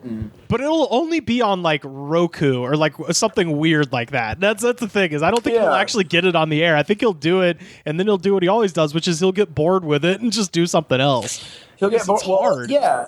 And people will ironically subscribe to it just to see how insane it is. Yep. And then he'll actually get a few followers that way. And then Donald Trump Jr. is going to run for president. And then he's going to tank miserably. Because he has no charisma. He's just like the most devoid of charisma person. He can't even do the voice. Yeah, although, you know what's weird? And this was almost a little kind of episode 3, Revenge of the Sith, where Palpatine finally, gets electrocuted by having the electricity come back on him, and then he's got the voice, because he didn't have the Darth Sidious voice the whole time, and then he tries to shock Mace Windu, and Mace Windu kind of blocks the lightning, it goes back on him, and then all of a sudden he's the Emperor. Donald Trump Jr. got corona, and now he sounds kind of like Donald Trump. Yeah, he does. It's crazy. Like, I watched that tweet. Like getting struck by lightning like Storm and X-Men, and his hair, like a little sliver of his hair goes white. Like, it's gonna be like that. His hair's gonna turn in like bright orange. Yeah. His neck's gonna start looking like a ball sack. And, like, he's gonna start talking like his dad. It's gonna happen, man. I swear to God, he got corona because I was listening to him talk, because he's never sounded like Trump until this moment. You may have seen it by now, but apparently I got the Rona. Was that the thing? He got corona and his lungs got slightly tweaked a little bit, and now he's the super villain, It's like that part at The Exorcist where he was like, "Take me!" Like, he did that to Donald Trump, and he sucked the corona out of his face. And that's why he was able to go to the second debate. But I did want to mention the one exciting development on Trump's Twitter, and is something that we've covered too, which is Trump has finally discovered the Twitter account of actor/crazy person Randy Quaid. And my God, the MAGA Gandalf. He's been retweeting all of the Randy Quaid tweets that we were talking about like months ago. Like, I feel like a Randy Quaid hipster. Like, yo, Trump, where you been, man? We've been making fun of this guy forever. If he wasn't so fucking crazy, I would think he was like, because it's so over the top. I thought he'd be like he's like parroting like doomsayers, being like, "Oh, Fox News, you have given up your golden goose." Yeah. I figured he's making fun of people who feel that way. But he thinks that he's like being so powerful and scary or something. Yeah. Well, and what's funny is the thing that he's quoting, and I'll put this tweet up on our Twitter so y'all can see it at The Goods Pod. The most recent video that Trump retweeted was Randy Quaid. That video I sent you is him reading one of Trump's tweets. That's what he's quoting. Is where because he's saying like, you've lost your golden goose, which is. That was Friday night when that tweet went out, because I left LA on Saturday morning. That was the last Trump thing I read before I got in the car and went out, was that he had referred to himself as the golden goose. And I was like, please start going by that. Like, it's just wrestling name. Absolutely. Like Macho Man Randy Savage, Stone Cold Steve Austin, Golden Goose Donald Trump, Yeah, the golden goose. Chair to the back of the head of the golden goose. Yeah, he's I want it. I want him to be the golden goose. But yeah, so he started retweeting Randy Quaid tweets, and Randy Quaid, like you were saying, yeah, you would think he's kind of making fun of Trump or something, because he's reading one of his tweets in this like stupid voice. But then the thing said like, it's like make OAN and what was it? Christ. Let's see. I got to pull it up real quick.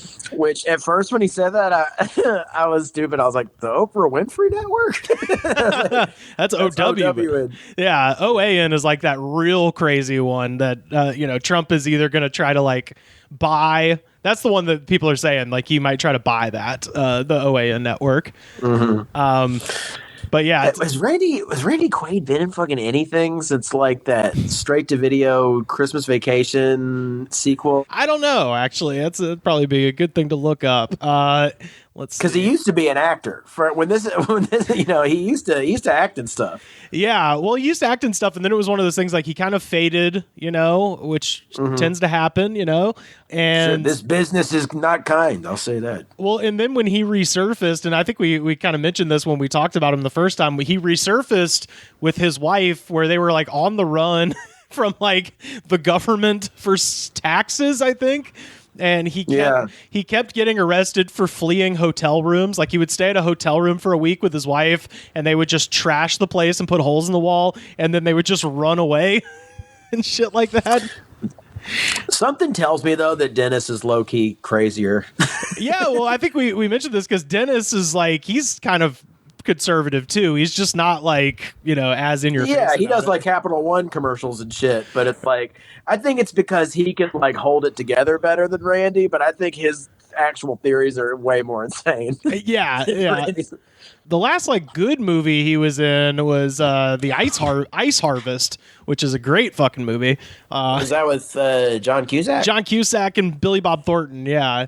Yeah. I heard that movie is good. Yeah. I mean, he's been in some classics. He was in The Last Picture Show. He was in. Oh yeah, no, I mean his oeuvre speaks for itself for sure. Dude, did you ever see The Last Detail with Jack Nicholson? That movie rules. No, I haven't. Holy shit, it's so good. It's one of Jack Nicholson's best movies. Damn. Yeah, it looks. Seth showed me that movie. I'd never seen it before. It kind of slipped through the cracks. It looks like the last movie he was in is something called All You Can Eat, which was nominated for a Northeast Film Festival Award for Best Supporting Actor in a Feature Film. So that was finally his just desserts. That was 2018. He was also he appeared as himself in something called Star Whackers. Wow. Which was screened once in 2011 but has not yet commercially been released. So, Jesus. Yeah. Well, I just like that we're at this point now where Trump, the last people he has to retweet, because the Republican Party they've just left him because he's a spent shell. Like they got everything they wanted, and now it's like all these people are just like, yeah, whatever, fuck you, we don't actually need you. The only reason they need him is they have to keep being like, oh, I don't know, let's see how this election plays out. They have to keep doing that shit to keep the fucking idiots that voted for him happy because he's the only politician they like. So they have to give him that much lip service, but he personally has reached this point where he's just on an island and he is down to retweeting John Voight, James Woods, and Randy Quaid, the three craziest people in the world. You'd think that after the Hurricane Trump clears that Republicans and Democrats would come across the aisle and shake hands and everything like that and be like, oh, at least that's over. Like, nah, I think it's just like what America hath wrought. You know what I mean? It's like our obsession with greed and shit. And yeah, absolutely. And salesmanship even. Yeah. Well, Carter, are you ready to close out this session with our jam of the day? Oh, yeah, absolutely. Oh, yeah. And that sound, of course, means it is time for our jam of the day, which is Bo Cephas, Hank Williams Jr. That's right. With his song Family Tradition, which, I figured back in the South for the moment. And every time this song ever comes on, you got a bunch of drunk idiots screaming at the line, why do you drink, Hank? And then a bunch of people will yell, to get drunk. Why do you roll smoke? Then a bunch of people will yell, to get high. I like to think a different group of people yell that one. Yeah. like it's such a massive group of people that's doing it. It's like some say to get drunk, then some say to get stoned, and then... Yeah. Yeah. Let's get down into these comments here. I figured this might be a fun one, and boy, there's some real crazy shit in this one. Yeah, all right. Yeah, so first up, Stanley Davis from 1 year ago. I am drunk. I'm and drunk. This song makes me smile. I'm drunk. I'm a fucking drunk. But this song is nice. Well, there's a very similar one next up. Z Chin, also from a year ago. I am a third-generation alcoholic. Definitely our family tradition. Oof. Yeah, this song is, when they mean family, they mean like the extended, like, 12-step kind of family sort of thing. Oh, yeah, definitely. Yeah. This is the whole bunch. Abby3991 from a year ago. I came here from a dysfunctional family by the name of Gallagher. Which, there's a lot of people named Gallagher, but I just like to imagine that it is, in fact, watermelon smashing Gallagher. Oh, I thought you were going to say it was dueling brothers Liam and Noel Gallagher. Oh, even better. Yeah. I mean, I guess this song is about just inherited alcoholism. It's about making excuses for your shit behavior. That's what the song is about. Yeah, absolutely. It's like, I guess it's a family tradition why I beat my wife. This person, I mean, they kind of sum up the whole Jam of the Day concept perfectly here. Kimberly Isherwood from 1 year ago. Love the comments. Things I never had till a couple years ago. Almost all kinds of music. ... The comments. Hey, she's kind of on the same wavelength we are. Yes, that's what it's all about. Kind of music, but boy, the comments. I feel you, Kimberly Wisher? Yeah, Isherwood. Kimberly Isherwood. Okay. Lynn Collier from 9 months ago. Lots of ladies commenting on this one. Lynn Collier from 9 months ago.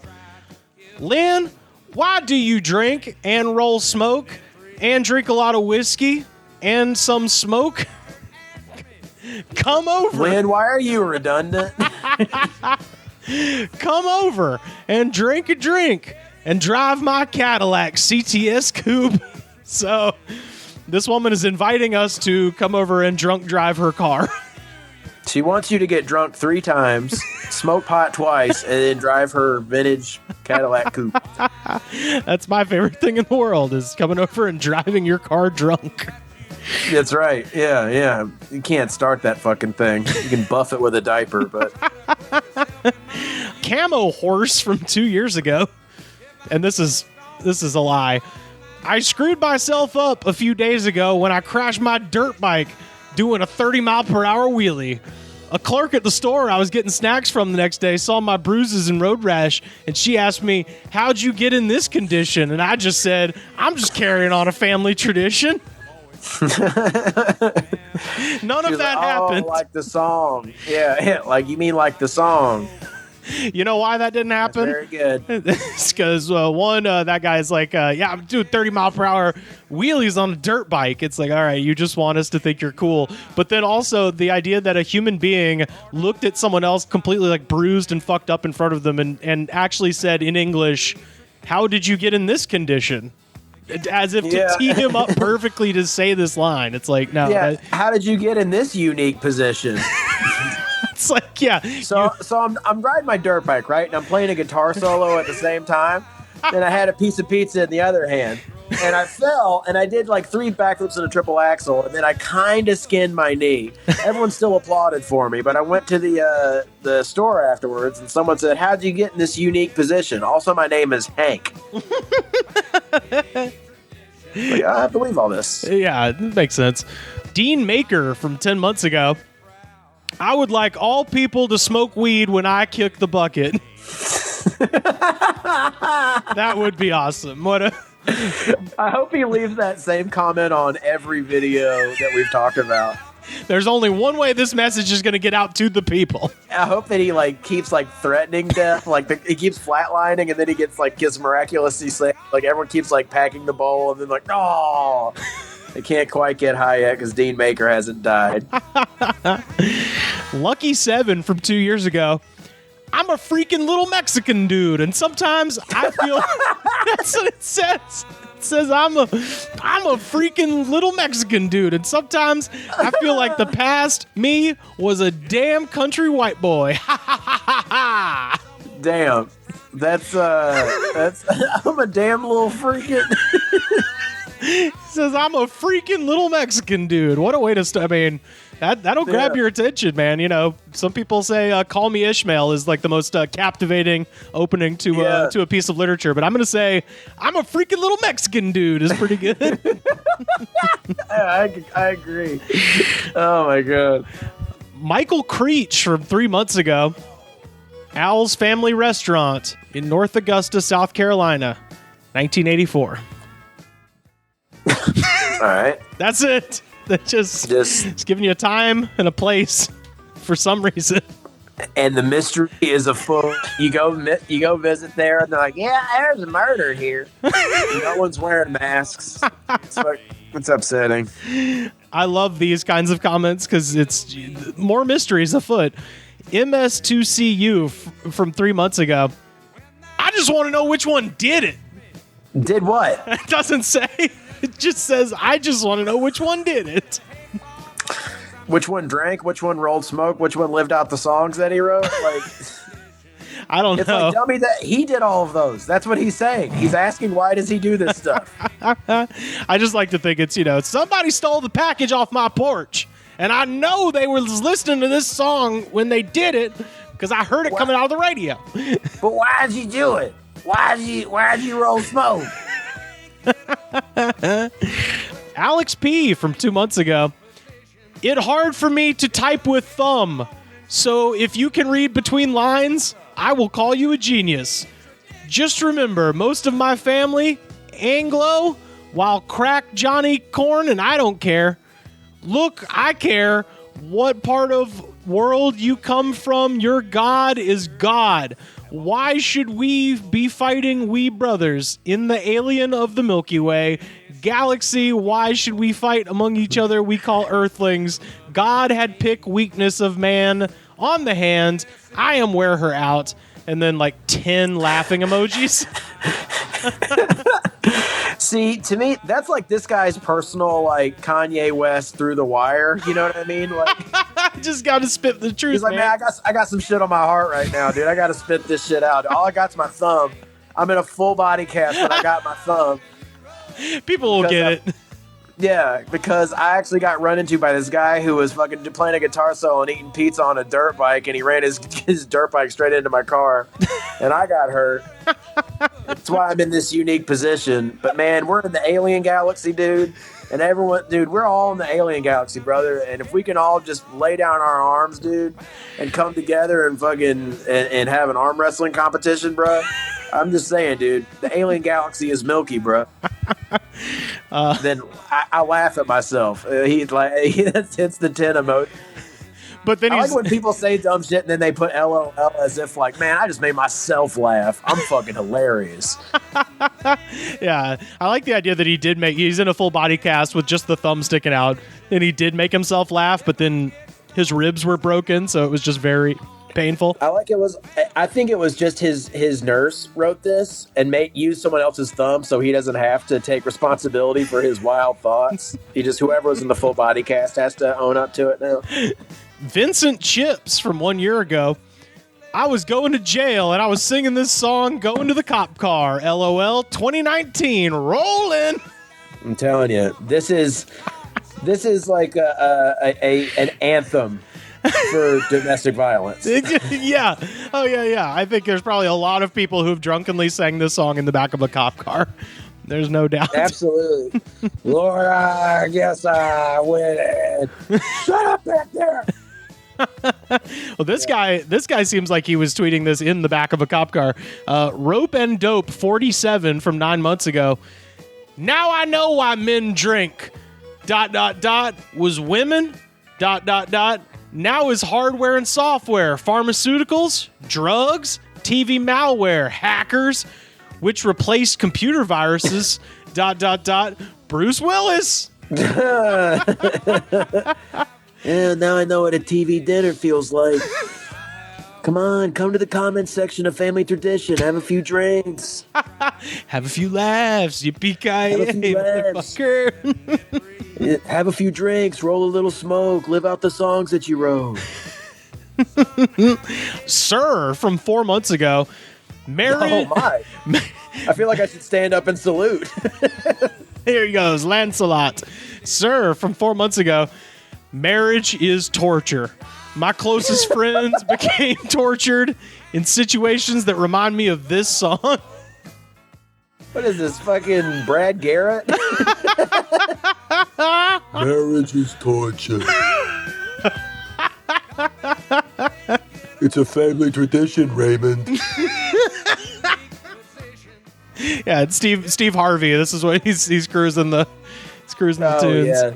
Any comedian that complains about marriage is like, no one told you to get married, dickhead. Got a couple more here. Sarah Ritter from 2 months ago. Me, the black sheep. God, my family falls off the black and white. No gray life. Hard to live, the cookie cutter. Fit you in their box. Traditions and lifestyle. Roll that smoke. That's man, I can't take no cookie cutter, man. Roll the smoke. You know, this is a person who she's like dyed her hair black and has black fingernails, and that's the only difference between her and her family. But she's just like, I'm an outcast, man. I'm an outcast. I believe in mood rings, and I read one book about witchcraft. I'm a fucking outcast. This is Jennifer DeLay from 1 year ago. Those cats are not mine, so you feed them. Fuck you, Boggs. That's like she accidentally pressed add comment and like voice dictated that. I was like, I think this is a note you're supposed to leave on the fridge, not on YouTube. That would be a great way to leave like notes for people to do. Just go to the comment section of Family Tradition. You'll see. Oh, right. It's like, hey, could you not leave your dishes in the sink, motherfucker? It's just like shit for your kids and your roommates and stuff. And finally, King Kong from 1 year ago. And I'm going to read this the way it's written. Okay. Since y'all know me so well, find Hank Williams Jr. Tell him his daddy is here with me. And you tell Hank Jr. you stopped his daddy from speaking to him. You are going to die. I came back like my son asked me to one night. If I be a famous singer like you and I sang my songs for me, Daddy, I teared up and bent down and kissed him on the forehead. And I said, I would come back from the grave to give you a hug. It will be my honor one day. Junior, my honor. I'm with little Jim. His name is Hank Williams Sr. The dead dad ones are always the best ones. I don't know what this guy, he posted like quite a few things in this comment section, and that was the one that made the most sense. He's one of those guys that just posts tons of crazy shit. And sure. And even that Let's all one. hang out in the comment section. Yeah, but there's the line where he's like, he tells Hank Williams Jr., who's alive, that his dad, who is dead, is, quote, here with me. So I think this guy thinks he lives in heaven. This makes me think, it was like, what if Spotify had a comment section? It would be a lot more like, it would be so boring. It would be like, Slint Spiderland is a masterpiece. Blah, blah, blah, blah. But like, this is like a lot of people don't have Spotify, so they just use YouTube. And it's like, this is like their comment section. If there was a comment section for Spotify, it would be so much more like people leaving Yelp reviews. I found this album not to my liking. And this is more like, my dad told me to never live no cookie cutter. Jim would say that you are a man who drinks, and that is good. Laugh emoji. They told me that you couldn't mix Ambien and moonshine and still type. I defied you. With my thumb. And that is Family Tradition, our jam of the day by Hank Williams Jr., a.k.a. Bo Cephas. Carter, where can people find you online? You can find me on Carter_Glasscock on Twitter and Instagram. And you can go to my website, CarterGlasscock.com, and you should check out my comedy album, The Crystal Pistol, which will be out December 7th on Radland Records. Hell yeah. That's where you can find me. Well, yeah, thanks for talking to me. I'll call you again next week, and we'll do this again. Yeah, man. Find me on Twitter and Instagram at Rivers Langley. And of course, the best way to support the show, head over to patreon.com/thegoodspod, or second best way to support the show, go to Apple Podcasts, rate, review, and subscribe. Show the attitude of gratitude, and we will see you next time. Old man sitting by the side of the road, the lorries are rolling by. Blue moon sinking from the weight of the load, and the buildings scrape the sky. Cold wind whipping down the alley at dawn. The morning paper flies. Dead man lying by the side of the road. The daylight is out. Don't let let it bring you down. It's only castles burning.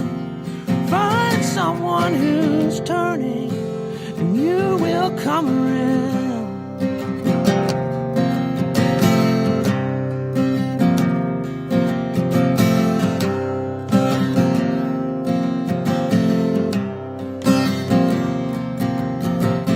Blind man running through the light of the night with an answer in his hand. Come on down to the riverside, you can really understand. Red lights flashing through the window in the rain, can you hear the sirens moan? White cane lying in a gutter in the lane. If you're walking home alone, don't let it bring you down. Only castles burning. Find someone who's turning, and you will come around.